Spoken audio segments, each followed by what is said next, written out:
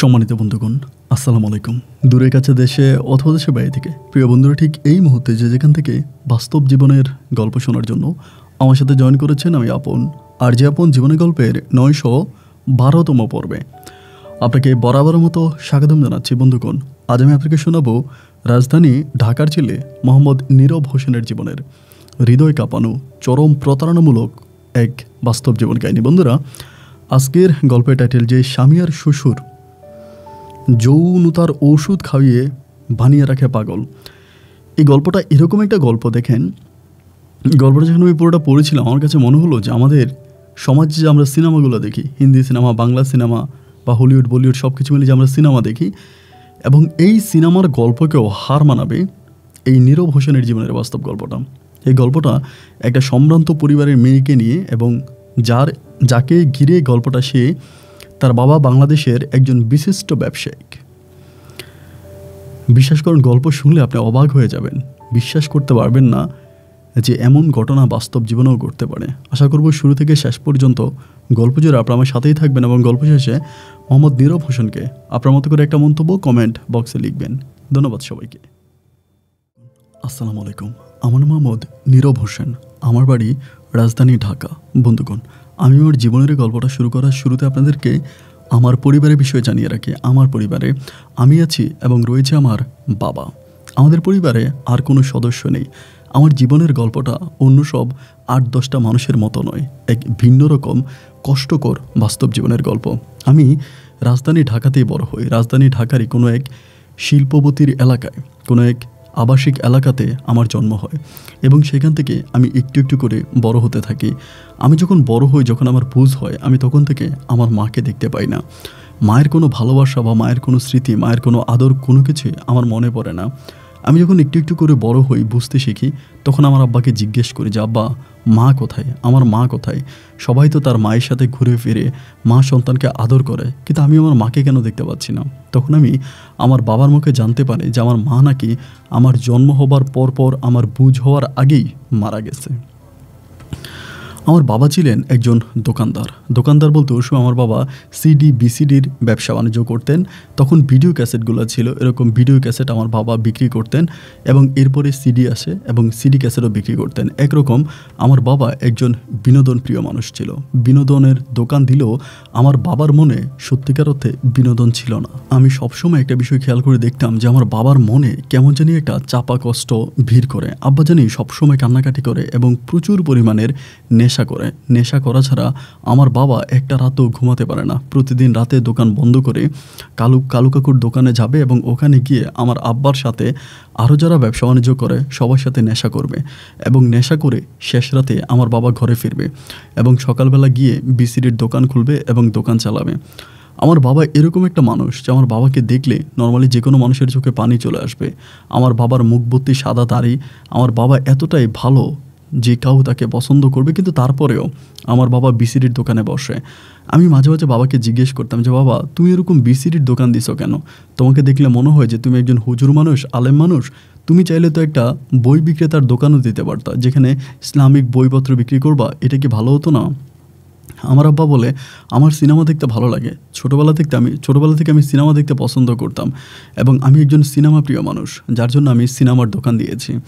আমার আব্বার মুখের কথাগুলো শোনার পরে আমি খুব অবাক হয়ে যেতাম। আমার মনে হয় না যে বাবা আর আমি কোনোদিনও রান্না করে খাবার খেয়েছি। ছোটোবেলা থেকে আমাদের বাসার সামনেই হচ্ছে একটা হোটেল আছে, ওই হোটেলে বাবা আর আমি খাবার খেতাম, এবং সেখান থেকে আমার বাবা প্রতি মাসে মাসে খাবার বাবদ টাকা পয়সা দিত। আমার বাবার জমানো কোনো টাকা ছিল না, কখনোই জমানো কোনো টাকা আমি আমার বাবার কাছে দেখি নাই। দিন যেটা ইনকাম করতো এবং সেটাই ব্যয় করে ফেলতো, কখনোই কোনো টাকা মজুদ রাখতো না। আমার বাবার সম্পর্ক এলাকার মানুষের সাথে অত্যন্ত ভালো ছিল, সবাই আমার আব্বাকে অনেক পছন্দ করতো। আমার বাবা যদিও খুব বেশি নামাজ পড়তো না, মসজিদে যেত না, কিন্তু তারপরেও আমার বাবা হুজুরদেরকে অনেক পছন্দ করতো। তার বড় কারণ হচ্ছে আমাদের এলাকায় যে একটা বড় মসজিদ ছিল, ওই মসজিদের ইমাম সাহেবকে আমার বাবা বেশিরভাগ সময় ডেকে নিয়ে পেট ভরে খাওয়াইতো এবং ওনাকে জামা কাপড় কিনে দিত। অনেকে বিপদে আপদে সাহায্য সহযোগিতা করতো, মাঝে মাঝে অনেক বেশি দান সরকার করতো। সেই ক্ষেত্রে আমাদের ওই মসজিদের ইমাম আমার বাবাকে অনেক পছন্দ করে আর ভালোবাসে। আমি শুধু ছোটোবেলা থেকে একটা জিনিসে দেখে আসছি, আমার বাবার মনে কেমন জানি একটা অজানা কষ্ট। আমি বারবার আব্বাকে জিজ্ঞেস করতাম যে, আব্বা তোমার মনে এরকম কষ্ট কেন? মানে তোমার মনে হয় অনেক কষ্ট লুকিয়ে আছে। তুমি মনে হয় অনেক কষ্টপ্রাপ্ত একটা মানুষ। কি হইছে আমার কাছে বলো, আমার সাথে শেয়ার করো। আমি তো তোমার সন্তান। আমাকে না বললে তুমি কাকে বলবা? আর কোনোদিনও বাবা আমাকে বলতো না যে বাবার মনে কী কষ্ট আছে। এবং আমি জিজ্ঞেস করতাম যে আমার দাদুর বাড়ি কোথায়? সবার তো নিজেদের একটা ঠিকানা থাকে। আমার গ্রামের ঠিকানা কোথায়? আমার গ্রামের বাড়ি কোথায়? কিন্তু কখনোই আমার বাবা আমাকে ওনার গ্রামের ঠিকানা দিত না। আমি কোন গ্রামে জন্ম হয়েছি, আমার গ্রামের ঠিকানা কোনোভাবে আমার বাবার মুখ থেকে বের করা যেত না। আমি এগুলো জিজ্ঞেস করলে বাবা প্রচণ্ড রকমের রেগে যেত। আমাকে বলতে, এত প্রশ্ন করো কেন? আমাকে এত প্রশ্ন করে কেন? আমাকে এত প্রশ্ন করবা না। মানে কেমন জানি আমার বাবার ভিতরে একটা অন্যরকম মানুষ লুকিয়ে থাকতো, যে মানুষটার ভিতরে লুকিয়ে থাকে এক পৃথিবী কষ্ট। এমন করে আমি আস্তে আস্তে বড় হই। কিন্তু একটা বিষয় আমি এখানে বলে রাখি, আমার বাবা যে সিডি ক্যাসেট বিক্রি করে, সিডি ক্যাসেটের দোকান দিছে, বিসিডি বিক্রি করে, তো আমার বাবা কিন্তু মূলত আমাকে কোনো সময় কোনো কষ্ট দিত না এবং এই সাইডগুলোতে আমাকে কখনোই যেতে দিত না। যেমন আমার বাবা প্রচুর পরিমাণে নেশা করতো। নেশা ছাড়া একটা রাতও আমার বাবা ঘুমাতে পারতো না। কিন্তু আমি খুব খেয়াল করে দেখতাম যে আমার বাবা কোনো দিনও আমার সামনে একটা সিগারেট পর্যন্ত টান দিত না। এবং নেশা করার পরে যতক্ষণ না পর্যন্ত মুখ থেকে নেশার ওই গন্ধটা না যাবে, ততক্ষণ পর্যন্ত আমার বাবা ঘরে আসতো না। আমাকে সত্যিকার অর্থে অনেক ভালোবাসতো, এত ভালোবাসতো যে ভালোবাসার বর্ণনা দিয়ে আমি শেষ করতে পারবো না। আমার বাবার কাছে আমি ছিলাম বাবার কলিজার টুকরা। আমাকে কখনোই কোনো কিছুর অভাব দিত না। আমি যদি বলতাম যে হোটেলের খাবার আমার ভালো লাগে না, আব্বা আমাকে অন্য হোটেলে নিয়ে খাওয়াইতো। ছোটোবেলা থেকে আমার চাহিদার অনেক বেশি প্রাধান্যতা দিত আমার বাবা। কখনো কোনো কিছুর অভাব আমাকে বুঝতেই দেয়নি। রাজধানী ঢাকার বুকে এক সুনামধন্য স্কুলে আমাকে পড়াশোনা করিয়েছে। আমার জন্য আমার বাবা অনেক বেশি টাকা খরচ করতো।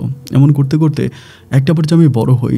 যতই বড় হচ্ছি ততই মনের ভিতরে কষ্ট জমা থেকে যাচ্ছে যে আমার বাবা আমাকে কেন বলে না আমার দাদু বাড়ি কোথায়, কে আমার দাদা দাদি, আমার নানা নানি। আমার মা মারা গেছে ভালো কথা, কিন্তু আমার নানা নানি তো আছে। আমার নানা নানির ঠিকানা কেন আমাকে বলে না? গ্রামের মানুষরা শহরের মানুষরা সবসময় ঈদে চাঁদে গ্রামের বাড়িতে বেড়াতে যায়। প্রত্যেকেরই নানু বাড়ি আছে, দাদুর বাড়ি আছে, আমার সাথে যারা পড়াশোনা করে। কিন্তু আমার কোনো কিছুই নাই। আমার দাদুর বাড়ি কই, আমার নানুর বাড়ি কই? এই প্রশ্নগুলো আমাকে ছোটোবেলা থেকে অনেক বেশি প্রশ্নবিদ্ধ করতো। কিন্তু এই প্রশ্নের কোনো জবাব আমি সঠিকভাবে আমার বাবার মুখ থেকে পেতাম না। এমন করতে করতে সব কিছু আস্তে আস্তে করে ভুলে যেতে শুরু হলাম। মন খারাপ লাগলে বাবা আমাকে ঘুরতে নিয়ে যেত, এখানে ওইখানে নিয়ে যেত, বন্ধুদের সাথে আমাকে ঘুরতে দিত। তো সব কিছু মিলে আস্তে আস্তে করে ভালো হয়ে গেছে। এমন করতে করতে মোটামুটি আমি প্রায় অনেকটাই বড় হই। তখন আমি এসএসসি পরীক্ষা দিই এবং এসএসসি পরীক্ষা দেওয়ার পরেও আমার এসএসসি রেজাল্ট অত্যন্ত ভালো হয়। অনেক ভালো একটা রেজাল্টে আমি এসএসসি পাস করি এবং এসএসসি পাস করার পরে আমি তখন কলেজে ভর্তি হই। আমি যখন কলেজে পড়ি, আমার কলেজ জীবনটা একটু ব্যতিক্রম ছিল। ব্যতিক্রম বলতে এরকম, আমি খুবই শান্ত স্বভাবের একটা মানুষ ছিলাম। খুব বেশি কারোর সাথে কথা বলতাম না, খুব বেশি কারোর সাথে মিশতাম না। মানে কেমন জানি আমি একটু একা একা থাকতে, নীরব থাকতে পছন্দ করতাম। এবং ছোটোবেলা থেকেই এইভাবে আমি বড় হই। কারণ একটা সন্তান যখন বড় হয়, তার দাদা দাদি, নানা নানি সবাই থাকে, সবার সাথে কথাবার্তা বলে আস্তে আস্তে করে বড় হয় পাড়ার প্রতিবেশীর সাথে। বাট আমার এরকম আপন বলতে কেউ ছিল না। একটা টিভি, একটা রিমোট, হয়তো এগুলোই আমার খুব আপন ছিল। আমি এরকম সিনেমা দেখতাম, টিভি দেখতাম, এইসব করে আমার সময় কাটতো। আমার কোনো আত্মীয় স্বজন ছিল না বলে আমি একটু গম্ভীর স্বভাবে মানুষ হয়ে যাই। কলেজে যাওয়ার পরে আস্তে আস্তে ছেলে মেয়েদের সাথে মিশতেছি। সবাই আমাকে নিয়ে এটা ওইটা আনন্দ ফুর্তি করে, আমার সাথে অনেক কথাবার্তা বলে, আমাকে বোঝানোর জন্য চেষ্টা করে যে তুই ভালো হয়ে যা বা সবার সাথে মিশ, চলাফেরা কর। এরকম করে সবাই আমাকে করতেছে। এমন করতে করতে আমি আস্তে আস্তে করে হাতে গোনা দু একটা বন্ধুর সাথে কথাবার্তা বলতাম। আমার কলেজে পড়ুয়া হাতে গোনা দু একটা বন্ধুর সাথে আস্তে আস্তে করে কথাবার্তা বলতে শুরু করি। এমন করতে করতে আমাদের কলেজের সবচেয়ে বড়লোক এবং সুন্দরী একটা মেয়ে ছিল, যার নাম ছিল হচ্ছে সাইমা হক। সাইমা হক নামের এই মেয়েটা আমাদের কলেজের সবচেয়ে বেশি সুন্দরী। তো আমাদের ফ্রেন্ড লিস্টে এই সাইমা হকও ছিল। সাইমা হক আমাদের সাথে একসাথেই পড়াশোনা করে, আমরা একই কলেজে পড়তাম। তো ও অনেক বড়লোক ছিল, মানে এতটাই বড়লোক ছিল যে ওর বাবা নিজে ওকে গাড়ি কিনে দিয়েছে। ও গাড়ি দিয়ে কলেজে আসতো এবং একই গাড়ি দিয়ে কলেজ থেকে যেত আর কি। মানে খুবই বড়লোকের মেয়ে ছিল। তো দেখা গেল কি যে আমার বাবাও কিন্তু আমাকে এখানে পড়ানোর কোনো সামর্থ্য অতটা নাই। কারণ এই কলেজে যারাই পড়াশোনা করে এরাই মোটামুটি অনেক বিত্তশালী পরিবারের সন্তান, সবারই অনেক টাকা পয়সা আছে, প্রাইভেট কলেজ, মানে মোটামুটি সবারই খুব ভালো অবস্থায়। কিন্তু আমার বাবা আমাকে ওখানেই ভর্তি করায়। আমি বলেছিলাম যে ছোটোবেলা থেকে আমি একজন ক্যাসেট বিক্রেতার সন্তান হতে পারি, কিন্তু আমার লাইফ লিড কেটেছে, আমার জীবন কেটেছে শিল্পপতির সন্তানের মতো। এবং সবসময় বাবা আমাকে ভালো রেস্টুরেন্টে খাওয়াইতো, ভালো জায়গায় নিয়ে যেত। নর্মাল কোনো দোকান থেকে আমাকে পোশাক কিনে দিত না, দামি জায়গা থেকে পোশাক কিনে দিত, অনেক বেশি আদর ভালোবাসা আমাকে দিত। তো এরকম সাইমা হক মেয়েটার সাথে আমার একটা ভালো সম্পর্ক হয়। ভালো সম্পর্ক হয় বলতে এখানে কিছু কথা আছে বলে রাখি। আমার যে বন্ধুগুলো ছিল তারা সবসময় বলতো যে দেখ নীরব একেবারে নীরব, ওর নাম যেরকম নীরব ও থাকেও সবসময় নীরব, খুব বেশি একটা কারোর সাথে মিশে না, কারোর সাথে কথা বলে না, ওর ভিতরে বিনোদন বলতে কোনো কিছুই নাই, এরকম করে সাইমাকে এগুলো বলতো। বাট সাইমা অনেক দুষ্টু স্বভাবের একটা মেয়ে ছিল, মানে কলেজে প্রচুর দুষ্টামি করতো, অনেক বড়লোকের মেয়ে ছিল, দেখতে শুনতে ভালো ছিল এবং যার জন্য তার দুষ্টুমিকে সবাই প্রাধান্য দিত। সবার সাথে অনেক ফাইজলামি করতো, শয়তানি করতো, মানে কেমন জানি একটা ভিন্ন প্রকৃতির মানুষ ছিল এই মেয়েটা।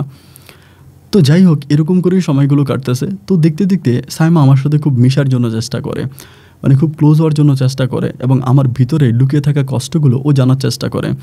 এরকম করে 1 দিন 2 দিন 3 দিন প্রায় সব সময় আমার সাথে এরকম করে ব্যবহার করে, মানে আমার সাথে খুব ক্লোজ হয়, আমার সাথে কাছে পাশে বসে কথা বলে। ও অন্য কারোর সাথে অতটা ক্লোজ না, আমার সাথে ঠিক যতটা ক্লোজ। এরকম করে অনেক দিন কেটে গেল। তো মাদার্স ডে আসে ওই সময়, মানে মা দিবস। তো মা দিবসটা আসলে আমাদের কলেজে খুব বড় করে পালন করা হতো, কারণ আমাদের কলেজের যিনি প্রতিষ্ঠাতা ছিলেন তিনিও একজন মহিলা ছিলেন। তো যার জন্য মা দিবসে আমাদের কলেজের সব ছেলেমেয়েরা তাদের মাকে নিয়ে আসতো, মাকে নিয়ে আসতো এবং মায়ের সাথে অনেক মজা করতো। কলেজে এসে তারা অনেক মজা মাস্তি করতো, বিশেষ করে আম্মুকে নিয়ে আসতো। তো আমি তো কোনো সময় আমার মাকে পাইতাম না বা কোনো সময় আম্মাকে নিতে যেতাম না। এবং কলেজে যাওয়ার পরে এটা ছিল আমার প্রথম মা দিবস। এবং ওই মা দিবসে আমি সবাই তখন ক্যাম্পাসে অনেক মজা মাস্তি করতেছে, আমি তখন গেটের পাশে গিয়ে দাঁড়িয়ে আছি, দারোয়ানের সাথে কথা বলতেছি। তো যখন দারোয়ানের সাথে কথা বলতেছি অনেক হয়ে গেল, প্রায় বিকেলের দিকে সমস্ত মাগুলো চলে গেল। অ্যান্ড ওই সময় সাইমা তখন আমাকে ডাকলো। আমি কিন্তু সারাটা দিন দারোয়ানের সাথে বসে কথা বলতেছি। দারোয়ানের যেরকম বউ বাচ্চা আছে, এখানে আছে, চাকরি করে, এবং দারোয়ানের সাথে আমার সম্পর্কটা অনেক ভালো। কলেজে যে অন্য ছেলেগুলো পড়ে তাদের চেয়েও দারোয়ানের সাথে আমার সম্পর্কটা অনেক মধুর। তারপর দারোয়ানের সাথে কথা বলতেছি, সাইমা তখন পিছন থেকে আসছে, মানে আইসা আমাকে ডাকতেছে যে নীরব এদিকে আসো, ডাকছে। ডাকার পরে ও তখন কী করলো, আমাকে নিয়ে আমাদের কলেজের একদম কর্নারে একটা জায়গা আছে, মানে জায়গাটা মোটামুটি অনেক নীরব, ওখানটা জায়গাটা অনেক সুন্দর, বাট কেউ সচরাচর ওখানে যায় না, কারণ এটা কলেজের বিহাইন্ড সাইডে পড়ছে। আমাকে ওখানে নিয়ে গেল। নিয়ে যাওয়ার পরে ও আমাকে জিজ্ঞেস করলো যে নীরব, তোমাকে একটা কথা জিজ্ঞেস করবো, আমাকে সত্যি সত্যি উত্তর দিবা, মিথ্যা বলবা না। আমি তখন বললাম যে না, আমি মিথ্যে বলবো না। সত্যি কেন বলবো, মিথ্যা কেন বলবো, আমি সত্যিটাই বলবো। ও আমাকে বলে আচ্ছা নীরব, আমি একটা বিষয় বুঝি না, যে আমাদের এই ক্যাম্পাসে অনেক ছেলেমেয়েরা আছে, সবাই কিন্তু অনেক ক্লোজ, অনেক হাসাহাসি করি, অনেক মজা মাস্তি করি, অনেক আনন্দ ফুর্তি করি, কিন্তু কেন জানি তোমার মাঝে কোনো হ্যাপিনেস দেখি না। মানে তুমি জানি কেমন করে একটা আমেশা রুগীর মতো সারাক্ষণ খালি কোচরাতে থাকো এবং একটা জায়গার ভিতরে চুপচাপ বসে থাকো, কারোর সাথে খুব বেশি কথাও বলো না, কারোর সাথে খুব বেশি মিশোও না। তোমাকে দেখলে মনে হয় যে তোমার বুকের ভিতর পৃথিবী সমান কষ্ট লুকিয়ে আছে। আচ্ছা নীরব, আমাকে কি বলতে পারো যে মানে কি হয়েছে তোমার, মানে কেন তুমি এতটা কষ্টের মাঝে আছো, বা আমাকে কি বলা যায়? আমি তখন বললাম যে না, আমি তো ঠিক আছি, কই তোমাদের সাথে কথাবার্তা বলতেছি, হাসতেছি, মজা মাস্তি করতেছি, সবই তো ঠিক আছে, তাহলে সমস্যা কি? ও আমাকে বলে তাহলে তো আজকে মাদার্স ডে ছিল, তুমি তোমার মাকে আনো নাই কেন? সবাই তো আমরা আমাদের মাকে নিয়ে আসছি, কলেজে আনছি, মজা করছি, তোমার মা কি গ্রামে থাকে? আমি তখন বললাম আসলে আমার মা কোথায় থাকে আমি জানি না। আমাকে বলে মানি, তোমার মা কোথায় থাকে তুমি জানো না মানি? আমি তখন বললাম আমি তো আমার মাকে কখনোই দেখি নাই, এবং ছোটোবেলা থেকে যখন আমার বুঝ হয় তখন থেকে আমি বাবার সাথে বড় হই, এবং বাবার সাথে আমার সম্পর্ক, বাবা বলো মা বলো সবই আমার একজন, আমি ওর মাকে কখনোই দেখি নাই। ঠিক এই কথাটা ওর মনে খুবই দাগ কাটে, ও মোটামুটি খুব কষ্ট পায়, অনেকটা কষ্ট পায়। পরে আমাকে বলে মানে কি হয়েছে, তুমি তোমার মাকে দেখো নাই? মানে তোমার মায়ের কোনো স্মৃতি মনে নেই? আমি বললাম যে না, আমার মায়ের কোনো স্মৃতি আমার মনে নাই। ও তখন আমাকে বলে তোমাদের গ্রামের বাড়ি কোথায়? আমি বললাম আমাদের তো কোনো গ্রামের বাড়ি নেই, আমার গ্রাম বলো যাই বলো ওই শহরেই, আমরা ওইখানেই থাকি, এবং যে জায়গায় আমরা আছি ছোটোবেলা থেকে আমি ওখান থেকেই বড় হই, ওই মহল্লাতে আমি থাকি। ও বলে ওইটা কি তোমাদের নিজেদের বাড়ি, নিজেদের বাসা? আমি বললাম না, নিজেদের বাসা না, আমরা ওখানে ভাড়াই থাকি। ও আমাকে বলে মানে তুমি কি আমাকে বলতে পারো যে তোমার দাদু বাড়ি কোথায়? আমি বললাম আমি তো সেটাও জানি না, আমার দাদু বাড়ি নানু বাড়ি কোনো কিছু আমার মনে নেই, আমি আমার বাবার সাথেই থাকি এবং সেখানে আমি বড় হয়েছি। ও বলে তোমার কাকা পুফি মামা মামি? আমি বললাম তোমাকে তো একবারই বললাম, ছোটোবেলা থেকে আমি একজন মানুষকেই কাছে পেয়েছি, তিনি আমার বাবা, এরপর থেকে আমি আর কাউরে পাই নাই, আমার আপন বলতে আমার আর কেউই নেই। এবং এই কথাগুলো শোনার পরে সাইমা তখন খুব অবাক দৃষ্টিতে আমার মুখের দিকে তাকিয়ে থাকে এবং একরকম ওর চোখে তখন পানি চলে আসে, ও খুব ইমোশনাল হয়ে পড়ে। আমাকে বলে দেখো নীরব, আমি যতদূর জানি যে এরকম আসলে মানে গল্প সিনেমাতে হয়, কিন্তু কোনো বাস্তব মানুষের জীবন এরকম হতে পারে যার কোনো মানে বাবা ছাড়া যার আপন বলতে কেউই নাই, যে আদৌ জানে না তার গ্রামের কোনো ঠিকানা, মানে কোনো কিছুই যার কোনো কিছুই নাই। মানে আমার কাছে বিষয়টা কেমন জানি খুব অবাক লাগতেছে, আমি না বুঝতে পারতেছি না। আমি তখন বললাম, দেখো আমার জীবনটা এরকম, আর আমার গ্রামের ঠিকানা নিয়ে আমি যদি বাবাকে কোনো প্রশ্ন করি, বাবা আমার সাথে খুব রাগারাগি করে, মানে অনেক ঝামেলা করে। ও সেদিন ভীষণ কান্না করছে, অনেক কান্না করছে। কান্না করে আমাকে বলে, তোমার কন্ট্যাক্ট নাম্বারটা আমাকে একটু দাও, মানে সাইমা। তখন আমার ফোন নাম্বারটা নিয়ে গেল। নিয়ে যাওয়ার পরে ওই দিন মাদার্স ডে ছিল, তো বিকেলবেলা কলেজ ছুটি হয়ে গেল, যে যার মতো করে চলে গেল। আমিও বাসায় গেছি। বাসায় গিয়ে বরাবরের মতো আমার কথা যেটা, আমি গেমস খেলি, ল্যাপটপে আমি গেমস খেলতেছি। এমন সময় সাইমা আমাকে কল দিল। কল দিয়ে আমাকে বলতেছে, নীরব তুমি কোথায়? আমি বললাম যে আমি তো বাসায়। তা বলে কী করো? আমি বললাম গেমস খেলতেছি। বলে আমাদের বাসায় একটু আসবা এমনি? আমি তখন বললাম যে আসলে আমি তো তোমাদের বাসায় যাব, কিন্তু আমি তো তোমাদের বাসায় চিনি না। পরে আমাকে বলে, তুমি যদি বলো আমি আমাদের গাড়ি পাঠিয়ে দিব, তুমি অমুক জায়গায় চলে আসো আমাদের ক্যাম্পাস এরিয়াতে, আমি গাড়ি পাঠিয়ে দিতেছি, তোমাকে ড্রাইভারের নাম্বারটা দিয়ে দিচ্ছি, ড্রাইভারকে তোমার নাম্বার দিচ্ছি, উনি তোমাকে কল দিয়ে নিয়ে আসবে। আমি তখন বললাম যে কেন, তোমাদের বাসায় কেন হঠাৎ করে? তোমার সাথে আমার বিকেলবেলায় কলেজে কথা হলো, এখন হঠাৎ করে বাসায় নিয়ে যাবা, কোনো সমস্যা? আমাকে বলে যে না, কোনো সমস্যা নাই, ইচ্ছা করতেছে তোমাকে একটু বাসায় আনার জন্য, তোমার সাথে আমার কথা আছে। তাই আমি বললাম ফোনেই বলো। ও আমাকে বলে যে না, মানে বাসায় নিয়ে যাওয়ার জন্য ও কেমন জানি খুব এক্সাইটেড হয়ে পড়লো। তো যখন এরকম করেই বলা বলি শুরু করলো, একটা পর্যায়ে আমি তখন বললাম যে আচ্ছা ঠিক আছে, এই তুমি যদি এরকম করেই বলতেছো, আচ্ছা ঠিক আছে আমি যাব। পরে আমি তখন বেরোলাম। বেরোয়ার পর আমাকে একটা নাম্বার মেসেজ করলো, ওই নাম্বারটাতে তখন কল দিলাম। ড্রাইভার মহোদয়, উনি কেউ বললো যে ভাই আমি অমুক রেস্টুরেন্টের সামনে আছি, আপনি ওই রেস্টুরেন্টে আছেন। পরে রেস্টুরেন্টের সামনে যাওয়ার পরে 5-6 মিনিটের মধ্যেই তখন ওই মানে যেই গাড়িটা সাইমা ব্যবহার করে ওই গাড়িটাই আসছে। পরে আমি গাড়ির মধ্যে উঠলাম। পরে ড্রাইভার তখন আমাকে সাইমাদের বাসার ওইদিকে নিয়ে যাচ্ছে। তা বাসায় নিয়ে যাচ্ছে, আমি তখন ড্রাইভারকে জিজ্ঞেস করলাম যে সাইমাদের বাসায় কোনো অনুষ্ঠান আছে নাকি? তো তিনি আমাকে বলে যে না স্যার, কোনো অনুষ্ঠান নাই। তাই আমি বললাম যে কোনো মেহমান আসছে বা আমাদের কলেজের কেউ কি গেছে? তিনি আমাকে বলে যে না, এরকম তো কাউকে দেখি নেই। যাই হোক, তখন ওদের বাসায় গেলাম। গরুর সময় প্রায় 9:30 থেকে 10টার মতো বেজে গেছে ওদের বাসায় যাওয়ার পরে। এবং বাসায় ঢুকে তো আমি একদম সিরিয়াসলি অবাক হয়ে গেলাম এই মর্মে যে ওদের মানে আমার জন্য সাইমা এবং সাইমার আম্মা এত রান্নাবান্না করছে, মানে পুরো টেবিল ভর্তি খাবার। মানে আমি তো সব খাবার দেখে মানে আসমান থেকে পড়ছি, আরে আল্লাহ এত খাবার আমার জন্য, আমি তো জীবনে কোনো দিন এরকম খাবার খাই নাই। পরে সাইমার আম্মু আমাকে বলতেছে যাবো, তুমি এদিকে এসে বসো। তো আমাকে বসাইলো। সাইমার আম্মু আরেকজন কাজের মহিলা আছে ওখানে। পরে তিনি আমার প্লেটে খাবার বেড়ে দিচ্ছে। আসলে সত্যি কথা কি জানেন, যার মা আছে সে আসলে মা হারানোর ব্যথাটা বুঝে না। দুনিয়াতে যার মা নাই সেই বুঝতে পারে যে মা কতটা আপন। তো মাকে তো কোনোদিনও পাই নাই, এজন্য মায়ের ভালোবাসাটা যে কেমন এটা মনে হয় কিছুটা হলেও আমি ওই দিন সাইমাদের বাসায় আন্দাজ করতে পারছি। ওর আম্মা আমাকে নিজের হাতে যখন আমার প্লেটে খাবারগুলো বেড়ে বেড়ে দিচ্ছিল, আমার চোখের পানিগুলো তখন টলমল করতেছিল।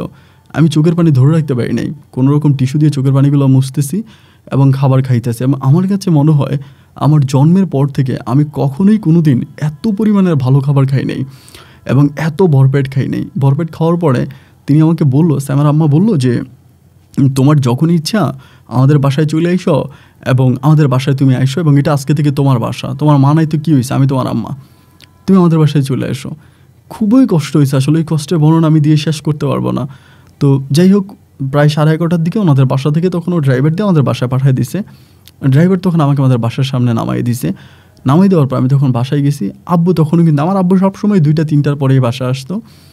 তো আমি গিয়ে ঘুমাই গেছি। আব্বু তখন ওনার মতো করে আসতো। ওই খাওয়া দাওয়া তো আমাদের হোটেলেই হয়, হোটেলেই খাওয়া দাওয়া করি। এরকম করে যেতে যেতে সাইমার সাথে মোটামুটি অনেকটা ভালো সম্পর্ক হয়। ভালো সম্পর্ক বলতে ও যে আমাকে ভালোবাসে, আমি যে ওকে ভালোবাসি, বিষয়টা ঠিক এরকম না।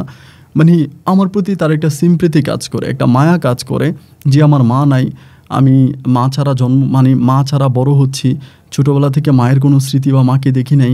এই জায়গা থেকে হয় না যে মানুষের প্রতি একটা সিম্প্যাথি বা মায়া, ওই জায়গাটা ওর ইমোশনের টাচ করে বলে আমাকে খুব আদর করে। বাসা থেকে মাঝে মাঝে টিফিনের জন্য খাবার নিয়ে আসলে আমার জন্যও নিয়ে আসতো, আমাকেও দিত যে নীরব তুমিও খাও, আমাকে দিত আমিও খাইতাম, ও খাইতো। মানে এরকম করতে করতে খুবই ক্লোজ একটা সম্পর্ক হয়। তো খুবই ক্লোজ একটা সম্পর্ক হওয়ার পরে আমার বাবা একদিন ওকে আমার সাথে দেখে ফেলে বলতে কি, ও মাঝে মাঝে কী করতো, আমি তো রিক্সা দিয়ে আসা লাগতো, ও গাড়ি দিয়ে আমাদের বাসার সামনে এসে আমাকে ড্রপ করে দিত। তো বাসার সামনে আমাকে নামাই দিয়ে আমার আব্বু তখন বিষয়টা দেখে মনে হয় দুপুরে খাওয়ার জন্য আসে হোটেলে, কারণ ওই হোটেলটা আমাদের বাসার সামনেই ছিল। তো নেমে গেলাম, আমি তখন বাসার দিকে যাচ্ছি। রাতের বেলায় আমার আব্বু তখন আমাকে ফোন দিয়ে আমাদের ওই দোকানে নিয়ে গেল। যদিও আমাদের দোকানে দুজন কর্মচারীও আছে, দুটো ছেলেও কাজ করে। তো দোকানে নিয়ে গেল। আমি বিসিটির দোকানে খুব একটা যাই না ওই সময়, তো মোটামুটি আপনার সব কিছু শেষ হয়ে গেছে, মানে আপনার সিডি ক্যাসেটের জামানা নাই, মানে পরিপূর্ণভাবেই সব বন্ধ। তারপরেও আমার আব্বু তখন দোকানটা খোলা রাখছে নিজের মতো করে, কারণ তখন সব কিছুই যে মানে আপনার মেমোরির মধ্যে মানুষ লোড দিত, মেমোরির মধ্যেই করতো। আমার আব্বা তখন আবার খুব চালাক মানুষ ছিল। যখনই মেমোরি সিস্টেমটা বের হলো, আমার আব্বা তখন আবার ল্যাপটপের ভিতরে মানে মুভি তারপরে গান এগুলো ঢুকে মেমোরি লোড করতো, মেমোরিতে লোড দিয়ে দিত। এরকম একটা জামানো কিন্তু আমার আব্বা শুরু করছিল সেই সময়তে। পরে আমাকে নিয়ে গেল দোকানে, যাওয়ার পর আমাকে জিজ্ঞেস করলো, বললো যে আব্বু বসছি। পরে আমাকে বলতেছে, বাবা তুমি আজকে বাসার সামনে কাকে নিয়ে আসছিলা, আমাকে এটা বলে। আমি তখন বললাম যে কই আব্বু, কাউকে নিয়ে আসিনি তো। বলে যে না, তোমার সাথে একটা মেয়ে ছিল, একটা মেয়ে তোমাকে বাসার সামনে নামাই দিছে একটা সাদা প্রাইভেট কারে করে, এটা কে ছিল? তো এটা বলার পরে আমি জাস্ট একটু হয়ে যাই, মানে অবাক হয়ে যায় যে বাবা কেন আমাকে এটা জিজ্ঞেস করলো। আমি তখন বললাম যে আব্বু, আমার ক্লাসমেট নাম হচ্ছে সাইমা, আমরা একসাথেই পড়ি, তা ও আমাকে বাসার সামনে নামাই দিয়ে গেছে। পরে আব্বু আমাকে বলতেছে, ভালোই, তোমাকে বাসার সামনে নামাই দিয়ে গেছে, কিন্তু ওই বড়লোকের মেয়েদের কাছ থেকে একটু সাবধান, এরা কিন্তু মানুষ হিসাবে খুব ভালো হয় না, এরা হয়তো আদর ভালোবাসা দিয়ে নিয়ে যাবে, এরপর একদম বাঁশ দিয়ে ছেড়ে দেবে। আমার আব্বু আমাকে এগুলো বলতেছে। পরে আমি আব্বুকে বলতেছি, আব্বু তুমি আসলে মানে সব মেয়েগুলোকে একসাথে সাইমার সাথে তুলনা করলে হবে না, কারণ সাইমা যথেষ্ট ভালো মনের একটা মানুষ, অত্যন্ত ভালো মন সাইমার। তার বড় কারণ হচ্ছে সাইমা কিছুদিন আগে ওদের বাসায় আমাকে নিয়ে গেছিলো। তো ওদের বাসায় নিয়ে যাওয়ার পরে বা আমার সাথে সাইমার যে ঘটনাগুলো সবগুলো আমি তখন আব্বাকে বললাম। আব্বাকে বলার পরে আব্বা তখন আমাকে বলে, একদিন আমাদের বাসায় দাওয়াত দিয়ে নিয়ে আসো, তুমি ওদের বাসায় গিয়া খাইলা, ওরে খাওয়াবা না, ওকে একদিন আমাদের বাসায় দাওয়াত দাও। আমার আব্বু বলতেছে। আমি তখন বললাম, আমাদের বাসায় কি কেউ আছে নাকি? আমাদের বাসায় যেরকম অগুছালো এলোমেলো, এরকমভাবে এলোমেলোর মধ্যে কেউ থাকবে নাকি? তো ওই সময় আমাদের বাসায় একটা কাজের মহিলা মাঝে মাঝে এসে কাজ করে দেওয়া যেত, রান্না বান্না না, ধরেন বাথরুম পরিষ্কার করা বা ঘর গোছায় দেওয়া, এরকম পরিষ্কার করে যেত আর কি। তো তিনি তখন আমার আব্বাকে, মানে আমার আব্বা তখন বললো যে একটা কাজ করো, তোমার ওই আন্টিকে বললে তিনি যেদিন নিয়ে আসবা তার আগের দিন বললি তোমার আন্টি বাসায় রান্নাবান্না করবে, আমাদের তো রান্নাবান্না করে সব কিছুই আছে, আমরা তো রান্নাবান্না করি না। তো আমি তখন বললাম যে আচ্ছা ঠিক আছে, তাহলে আমি আন্টির সাথে কথা বলবো। এই কথা বলে আব্বার কাছ থেকে চলে আসলাম।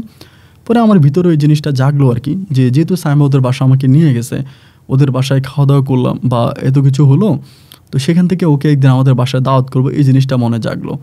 তো বৃহস্পতিবারে আমাদের ক্যাম্পাস শেষ করি, মানে কলেজ শেষ করার পরে আমি তখন সাইমারে বললাম যে সাইমা, কালকে তো শুক্রবার, কলেজ তো বন্ধ, কালকে কি তোমার কোনো জরুরি কোনো কাজ আছে? কারণ শুক্রবারে আমার আব্বা দোকানও বন্ধ রাখে, তো ভাবলাম যে বাবাও বাসায় থাকবে। তো আমাকে বলে যে না, আমার তো তেমন কোনো কাজ নাই, কেন কী হয়েছে? আমি বললাম যে শুক্রবারে কালকে তুমি কি আমাদের বাসায় একটু আসবা? ও আমাকে বলে, কেন তোমাদের বাসায় হঠাৎ করে কেন? আমি বললাম, আমার আব্বু তোমাকে দাওয়াত করছে আর আমাকে বলছে তোমাকে একদিন আমাদের বাসায় নিয়ে যাওয়ার জন্য। ও তখন আমাকে বলে, সিরিয়াসলি তোমার আব্বুকে আমার খুব দেখতে ইচ্ছে করে, এমন করে বলে। আমি বলে যে তোমার আব্বুকে আমার খুব দেখতে ইচ্ছে করে, উনিও তোমার মতোই একটা মানুষ, ভিন্ন রকম একটা মানুষ, যে বউ ছাড়া আজকে এতটা বছর শুধু তোমাকে ভালোবেসে তোমাকে নিয়ে জীবন কাটাই দিছে, তা এরকম একটা মানুষকে আমার খুব দেখতে ইচ্ছে করে। আমি তখন বললাম, তাহলে তুমি আমাদের বাসায় কালকে আসো বিকালবেলা বা দুপুরের দিকে আসো, আসলে আমি রান্নাবান্না করবো, তুমি সব আমরা একসাথে খাবো। পরে বলে, তাহলে আমি লাঞ্চ আওয়ারে পরে আসি, নামাজের পরে। তাই আমি বললাম আচ্ছা ঠিক আছে। এই কথা বলে ও তখন চলে গেল। আমি তখন বাসায় আসলাম, আসার পরে আব্বুকে সাথে সাথে ফোন দিয়ে বললাম যে আব্বু এই ঘটনা। তা আব্বু আমাকে বলে, বাহ, এটা তো বেশ ভালো, তুমি আমার দোকানে আসো।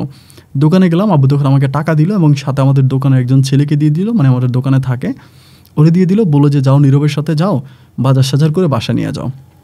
আমি সেদিন অনেক বাজার করছি, মাছ মাংস থেকে শুরু করে অনেক বাজার করলাম নিজের হাতে।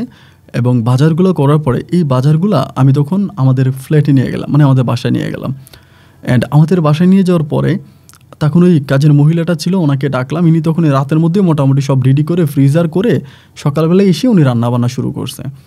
তো দুপুরের দিকে আমি তখন ওকে ডাক দিলাম, মানে সাইমাকে ডাক দিলাম, ফোন দিলাম। ফোন করার পর ও নামাজের পরে তখন আসছে। আমার আব্বাও তখন পাঞ্জাবি পরে বাসায় ছিল। আসার পরে তখনও আমাদের বাসায় খাওয়া দাওয়া করবে, একদম খুবভাবেই হচ্ছে, ও খুব সাজুগুজু করে আসছে এবং আমাদের জন্য অনেক গিফট নিয়ে আসছে, আমার আব্বুর জন্য জামা কাপড়, আমার জন্য, তারপরে মোটামুটি অনেক ভালো গিফট নিয়ে আসছে, যার জন্য আমার আব্বা অনেক খুশি। ও খাওয়া দাওয়া করলো, করার পরে আমরা তখন ডাইনিংয়ে বসে আছি।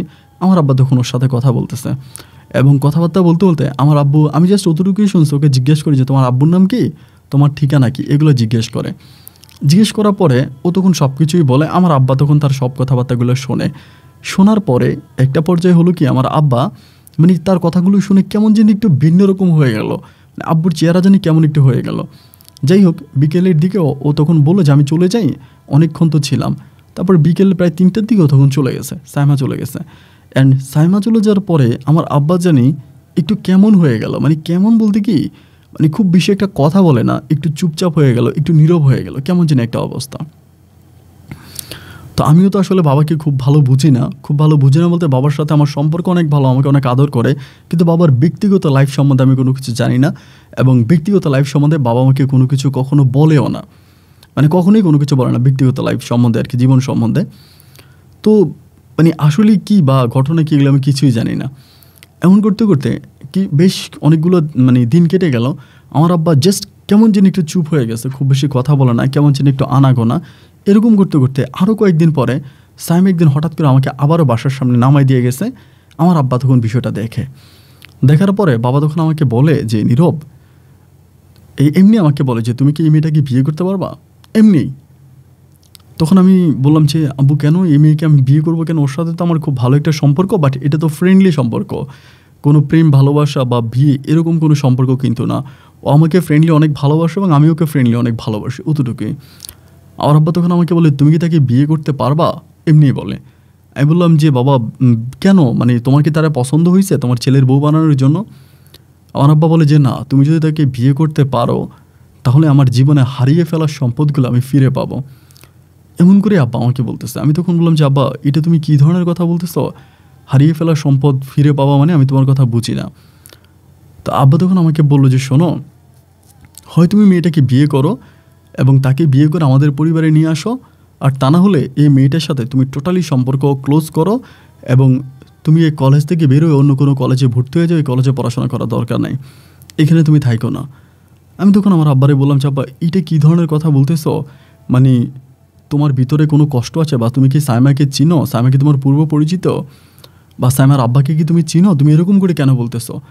আমার আব্বা তখন আমাকে বলে যে তুমি তো সবসময় আমার রিয়েল লাইফ সম্বন্ধে জানতে চাইতা, আমার ফার্স্ট লাইফ সম্বন্ধে জানতে চাইতা, আমার অতীত জীবন সম্বন্ধে। তো আমি শুধু আজকে তোমাকে জাস্ট এইটুকুই বলি, এই যে আমার জীবনে বউ নাই, আমার জীবনে তুমি আমার একমাত্র সন্তান, আমার মানে বাপ মায়ের সাথে সম্পর্ক নাই, আমার জীবনে কেউ নাই, আমার এই দুঃখ কষ্ট ঘোরা একটা জীবন, এই জীবনের জন্য একমাত্র দায়ী সাইমার বাবা। আমি তখন বললাম কী বললো এটা তুমি, সাইমার বাবা, তুমি কি সাইমার বাবাকে চিনো? আমার বাবা বলে হ্যাঁ, সাইমার বাবাকে আমি খুব ভালো করেই চিনি, আমার থেকেও ভালো নাকি কেউ ছিল না।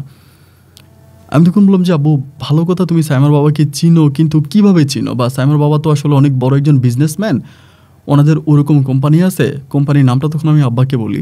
আমার আব্বা তখন বলে এই কোম্পানিটা আমার কোম্পানি। আমি তখন বললাম যে আসলে আমি তোমার কথা মানে খুব বেশি বুঝি নাই, তুমি কি বলতে চাচ্ছ? আমার আব্বা বলে সাইমার বাপের যে কোম্পানিটা আছে, এই কোম্পানিটা মূলত আমার কোম্পানি, এই কোম্পানিটা আমার কোম্পানি ছিল, আমি খুব কষ্ট করে কোম্পানিটা আস্তে আস্তে করে গড়ে তুলি, এবং গড়ে তোলার পরে সাইমার বাবা আমার সাথে কোম্পানির পার্টনার হিসাবে জয়েন করে, এবং পার্টনার হিসাবে জয়েন করার পরে তিনি আমাকে আমার সাথে এত বড় বেইমানি করে, যে বেইমানি গল্প আর সিনেমাকেও হার মানাবে, এবং এই বেইমানি উনি আমার সাথে করার পরে আমি একদম নিঃস্ব হয়ে যাই, এবং আমার নিঃসঙ্গতার জীবন।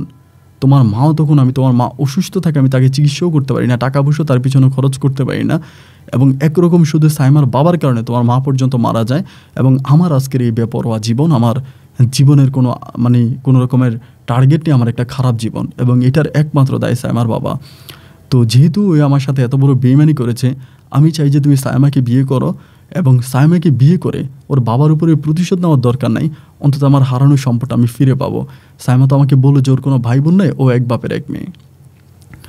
আমি তখন বললাম যে হ্যাঁ, ও এক বাপের এক মেয়ে, সবই ঠিক আছে, কিন্তু আব্বু তুমি তো আমাকে এই বিষয়গুলো কখনোই বলো না। আমার আব্বা তখন আমাকে বলে যে বিষয়গুলো আমার কখনোই বলা প্রয়োজন মনে করি নাই, এবং প্রয়োজন মনে করি নাই বলেই কিন্তু আমি বলি নাই, প্রয়োজন মনে করি নাই বলে বলি নাই।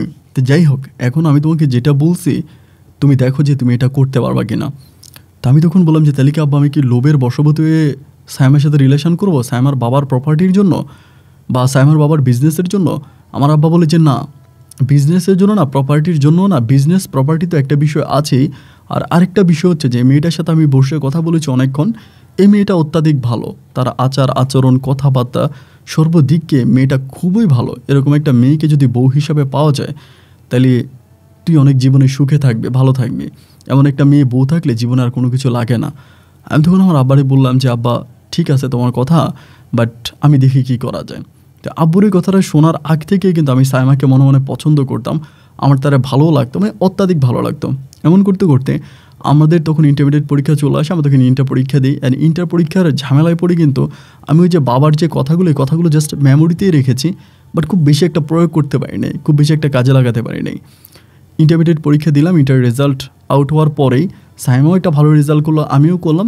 অ্যান্ড দুজনে তখন একই ভার্সিটিতে ভর্তি হলাম, সরকারি ভার্সিটিতে ভর্তি হলাম, ওখানে পড়াশোনা করতেছি।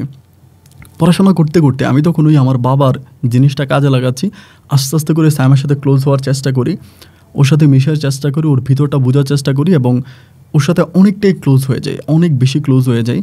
এবং ক্লোজ হয়ে যাওয়ার পরে ও তখন আমার উপর অনেকটা ডিপেন্ডেন্ট হয়ে যায়। দুজনের মাঝে তখন আস্তে আস্তে করে এক ধরনের একটা রিলেশন তৈরি হয় এবং এটা খুব বেশি দিন সময় লাগে না, খুব কম সময়ের ভিতরে সাইমার সাথে আমার একটা প্রেম সংক্রান্ত ভালোবাসা চলে। এবং আমি ওর সাথে এখানে সেখানে ঘুরতে যাই, ওদের বিভিন্ন রকমের পার্টিতে যাই এবং যে কোনো সময় ওদের বাসায় চলে যাই, কারণ ওর মা আমাকে অনেক আদর করে, যার জন্য ওর মায়ের সাথে আমার সম্পর্ক ভালো। ওর বাবাকে আমি খুব বেশি একটা দেখি নেই, কারণ ওর বাবা বেশিরভাগ সময় দেশের বাইরে থাকতো, বিজনেস করতো, তো ওদের বিদেশে অনেক ব্যবসা বাণিজ্য আছে, যার জন্য উনি বেশিরভাগ সময় দেশের বাইরে থাকে, দেশে খুব একটা থাকেই না, ওনাকে দেশে পাওয়াই যায় না। এমন করতে করতে প্রায় অনেকগুলো মাস কেটে গেল, সাইমার সাথে আমার সম্পর্কটা একটা সময় খুবই ক্লোজ হয়ে গেল, খুবই ক্লোজ। এবং আমি সাইমাকে সত্যি অনেক বেশি ভালোবাসতে শুরু করি। কিন্তু আমার বাবার দিকে চিন্তা করেও আমার ভিতরে এই জিনিসটাও কাজ করে যে আজকে আমার বাবার যে পরিণতি বা আমার বাবা যে এতটা কষ্টে আছে, এটার জন্যও কিন্তু সাইমার বাবা দায়ী। সাইমাকে বিয়ে করে আমার বাবাকে একটা শিক্ষাও দিব, এরকম একটা জিনিসও কিন্তু আমার মনে জাগছে। কারণ ছোটোবেলা থেকে তো আমার বাবা আমাকে খুবই কষ্ট করে বড় করছে। আমি বললাম না যে আমাকে কখনোই কোনো কিছুর অভাব আমার বাবা দেয়নি। এমন করে তখন সামনের দিনগুলো কাটতেছে, অনার্সে পড়তেছি তখন। এবং অনার্সে পড়া অবস্থায় ওর ফ্যামিলি মানে সাইমার আব্বা আম্মু সবাই মিলে তখন কানাডাতে যাবে। ওরা কানাডাতে যাবে, তো ও আমাকে বলতেছে যে আমি তো কানাডাতে যাব, এখানে 2 মান্থের মতো মানে 2 মাসের মতো তারা থাকবে। এটা আমাদের অনার্স ফার্স্ট ইয়ার ফাইনাল পরীক্ষা দেওয়ার পরে। ওখানে একটা ভ্যাকেশনও ছিল, এই ভ্যাকেশনে বা ছুটিতে তারা যাবে। তো আমি তখন বললাম যে ভালো কথা, তুমি যাও। এমন করে সাইমা তখন চলে গেল, কানাডাতে চলে গেল। কানাডাতে যাওয়ার পরে ওর সাথে তখন আমার মানে ফোনেই কথাবার্তা বলা হচ্ছে এরকম। আর ওই সময় আমি একটু পরিবারে বেশি সময় দিচ্ছি, আব্বুর সাথে একটু বেশি বেশি মিশতেছি। আব্বু আমাকে তখন বারবার বলে যে কানাডাতে আসার পরেই ওকে তুই বিয়ে করে ফেলবি, কানাডাতে আসার পরে ওকে তুই বিয়ে করে ফেলবি, মানে কোনো রকমভাবে ওয়েট করবি না, অপেক্ষা করবি না, প্রয়োজনে গোপনে বিয়ে করবি, গোপনে বিয়ে করে পালিয়ে যাবি। এবং পালিয়ে গেলে একটা সময় মেয়ের বাবা রাজি হবে, আমি তোকে সাপোর্ট করবো, তুই চিন্তা করিস না, আমি তোর পিছনে আছি, তোকে যা যা করা দরকার আমি সব কিছু করবো। আমার আব্বু এই কথাগুলো আমাকে বলতেছে। যাই হোক, আব্বুর কথাবার্তাও শুনতেছি, সাইমার সাথে ফোনেও কথা বলতেছি। এর মাঝে 2 মান্থ চলে গেল। 2 মাসের মধ্যেই সাইমা তখন কানাডা থেকে আসছে। তো সাইমা যখন কানাডা থেকে ব্যাক করছে, মানে আমার প্ল্যানিং ছিল যে আমি সাইমাকে বলবো আচ্ছা আমি তোমাকে বিয়ে করবো বা এই বিষয়গুলো বলবো, কিন্তু আমি এই বিষয়গুলোকে বলার আগেই ও তখন নিজেই আমাকে বলতেছে যে নীরব তুমি আমাকে বিয়ে করো, তুমি আমাকে বিয়ে করো, কারণ আমার কন্ডিশন খুব খারাপ। আমি তখন বললাম যে কন্ডিশন খুব খারাপ মানে কী হয়েছে, মানে হঠাৎ করে এরকম করতেছো কেন বা ঘটনা কি? আমাকে তখন বলে জানো আমি কানাডা থাকতেই বিষয়টা বুঝতে পারছি, জানতে পারছি, বাট আমি তোমাকে বলি নাই, কারণ বললে তুমি টেনশন করবা, যেহেতু তুমি বাংলাদেশে আছো তোমার অনেক টেনশন লাগবে, তো তোমার এই টেনশনের কারণে আমি তোমাকে বলি নাই, বাট এখন আমি তোমাকে বলতে চাই। তো আসলে কি জানো, আমার বাবা আমাকে কানাডাতে নিয়ে যাওয়ার একটা বড় উদ্দেশ্য আছে। আমি তখন বললাম উদ্দেশ্য মানে সাইমা তখন বলতেছে আমার বাবা আমাকে কানাডাতে নিয়ে গেছে কানাডিয়ান একটা পরিবারের সাথে, আমাকে মানে আমাদের বিবাহ মানে আমাকে বিয়ে দেওয়ার জন্য কানাডিয়ান একটা ফ্যামিলিতে। এবং ওই ফ্যামিলিটা অনেক রিচ একটা ফ্যামিলি, ওখানকার যার সাথে আমার বিয়ে হবে ইনিও সেখানকার হচ্ছে পলিটিশিয়ান, মানে খুব ভালো একজন ব্যক্তি আর কি। তো আমাকে ডিরেক্টলি ওইখানে নিয়ে গেছে, ছেলেকে দেখাইছে, সব কিছু কথাবার্তা হয়েছে এবং খুব রিসেন্ট তারা বাংলাদেশে আসবে এবং বাংলাদেশে আসলেই তখন পারিবারিকভাবে বিয়ে ঠিক হয়ে যাবে, তুমি কিছু একটা করো। তো আমি তখন চিন্তা করতেছি যে আমি এখন কি করব, আমি তখন খুব টেনশনে পড়ে গেলাম। আমি বললাম আচ্ছা ঠিক আছে, দেখা যাক কী করা হয়, তুমি টেনশন করো না, আমি আব্বুর সাথে আলোচনা করি, যেহেতু আমার আব্বু আমার এই রিলেশনের বিষয়টা জানে, ওকে আমি বলছি আমার আব্বা জানে। পরে আমি আব্বাকে বললাম, আব্বাকে বলার পরেই আব্বা তখন বলতেছে তাহলে তো খুব ভালোই, মানে এরকম একটা অফার পাওয়ার পরে তো আর পিছনের দিকে হাঁটার কোনো প্রয়োজন নাই, একটা কাজ করো, তুমি হচ্ছে মেয়েটাকে নিয়ে আসো, মেয়েটাকে নিয়ে তুমি পালাইয়া যাও। ওই মেয়ের সাথে কোনো সম্পর্ক মানে যেভাবেই পারো তাকে নিয়ে পালায়ে যাওয়ার পরে বাকি ট্যাকাল আমি দিব, কীভাবে কী করা যায় সব কিছু আমি করব। আর মেয়েও যেহেতু প্রাপ্তবয়স্ক, তুমিও প্রাপ্তবয়স্ক, তোমাদের দুজনেরই সেম বয়স, তো সেখানে আসলে কোনো সমস্যা হবে বলে মনে করি না। আর সমস্যা হলে আমিও আসি, এটা নিয়ে তুমি ভাইব না। আমি তখন একইভাবে সাইমাকে তখন প্রস্তাবটা দিলাম, দেওয়ার পরে সাইমা জানি রাজি হচ্ছে না। ও আমাকে বলে যে না, এটা কেমন দেখায়, পালিয়ে যাব, অ্যান্ড এটা কি ভালো দেখায়, তুমি আমার আব্বার কাছে বিয়ের প্রস্তাবটা একটাবার পাঠাও। আমি বললাম যে তুমি কি পাগল হয়ে গেছো, ক্যানাডিয়ান এত বড় একটা ফ্যামিলিতে তোমার বিয়ে ঠিক হয়েছে, সেখানে আমি যদি তোমাকে বিয়ের প্রস্তাব দিই তাহলে এটা কি কোনোদিনও তোমার ফ্যামিলি রাজি হবে? তোমার ফ্যামিলি তো কখনোই রাজি হবে না। সে এরকম পরিকল্পনা বা এরকম চিন্তা ভাবনা করা তো বোকামি ছাড়া আর কিছুই না। ও আমাকে বলে তাহলে আমি কি করতে পারি? আমি বললাম যে তুমি চলে আসো, আমরা চলে যাব, এবং আমি তোমাকে বিয়ে করে তোমাকে নিয়ে আমি চলে যাব, এটা আমি ওর সাথে কথাবার্তা বলি। তো তখনও বলে যে আচ্ছা ঠিক আছে। ও তখন রাজি হলো যে ও পালিয়ে যাবে, একটা দিন তারিখ আমাদের মাঝে নির্ধারণ করা হয়। এবং আমি যখন আব্বুকে দিন তারিখের কথাটা বলি, আমার আব্বু তখন আমাকে বলে একটা কাজ করো, এই মেয়ের বাবার যে পরিমাণের ক্ষমতা, মানে ওনাদের যেরকমভাবে ব্যবসা বাণিজ্য বা যেরকম লোকদের সাথে, প্রশাসনিক লোকদের সাথে এদের চলাফেরা, তো দেখা যায় যে এই মেয়েটাকে বিয়ে করে বা মেয়েটার সাথে পালিয়ে তুমি যদি বাংলাদেশে থাকো তাহলে তোমাকে খুঁজে বের করে ফেলবে। কারণ এখন ডিজিটাল জামানা, খুঁজে বের করা কোনো বিষয় না, কোনো ব্যাপার না, তোমাকে খুঁজে বের করে ফেলবে। দেখা যায় তুমি একটা বিপদে পড়ে যাবে, একটা ঝামেলায় পড়ে যাবা। তো বিপদ আর ঝামেলার চেয়েও বেটার হয় কি যে তুমি এই দেশটা ছেড়ে চলে যাও, এই দেশটা ছেড়ে তুমি এই অন্য একটা দেশে চলে যাও, আমি তোমাকে অন্য একটা দেশে পাঠিয়ে দিব। আমি তখন বললাম অন্য দেশ বলতে কোথায়? আমার বাবা বলে ইন্ডিয়াতে চলে যাও। তাই আমি বললাম কীভাবে ইন্ডিয়াতে যাবো, আমার তো পাসপোর্টই নেই। আমার আব্বা বলে পাসপোর্ট ভিসা নিয়ে গেলে তো ধরা খেয়ে যাবা, পাসপোর্ট ভিসার প্রয়োজন নাই, অবৈধভাবে আমি তোমাকে ইন্ডিয়াতে পাঠাবো।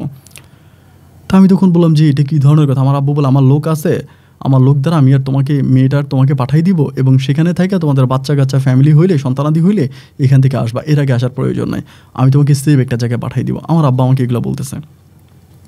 তখন আমার খুব ভালোও লাগলো, আব্বা যেহেতু আমাকে এরকমভাবে সাপোর্ট করতেছে, এরকমভাবে কোনো বাবা তো তার সন্তানকে সাপোর্ট করে না, আব্বুর সাপোর্টে আমি তখন আরও বেশি কনফিডেন্স পেয়ে গেলাম।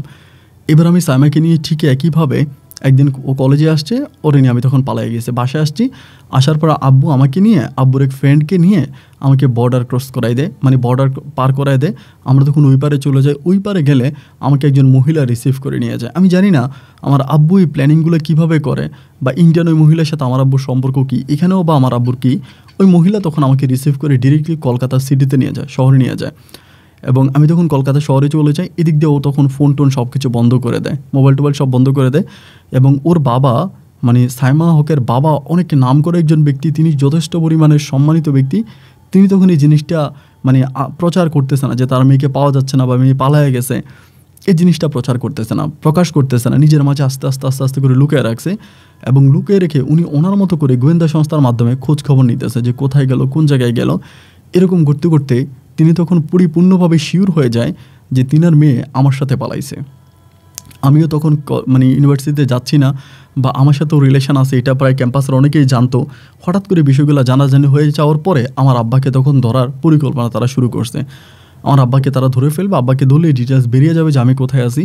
এবং আমার আব্বা তখন তার ব্যবসা বাণিজ্য, দোকানপাট সব কিছু ফেলে আমার আব্বা তখন ওখান থেকে পালাইছে। আমার আব্বা কিন্তু তখন ওই সিনেমার ব্যবসা শেষ হওয়ার পরে, মেমোরির ব্যবসা শেষ হওয়ার পর তখন আমার আব্বা এটাতে একটা মোবাইল দোকান দিয়ে দিয়েছে, সম্পূর্ণ মোবাইল দোকান। ওই সময় মোবাইল বিক্রি করতো, অনেক দামি দামি ফোন ছিল। এই দোকান পালাই আমার বাবা তখন ভাগছে বলতে ইন্ডিয়াতে চলে আসছে, আমাদের কাছে একই অবৈধভাবে আসছে।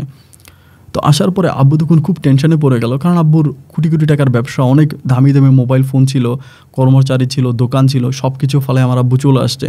এখনই সব কিছু বাজেয়াপ্ত হয়ে যাবে, আমার আব্বুর নামে মামলা হয়েছে, আমার নামে মামলা হয়েছে। এবং ওদের ওই মামলাগুলো তো বুঝেই যায় যে ওরা যেহেতু এত বড়লোক মানুষ, তাহলে মামলাগুলো কতটা ডেয়ারিং হতে পারে।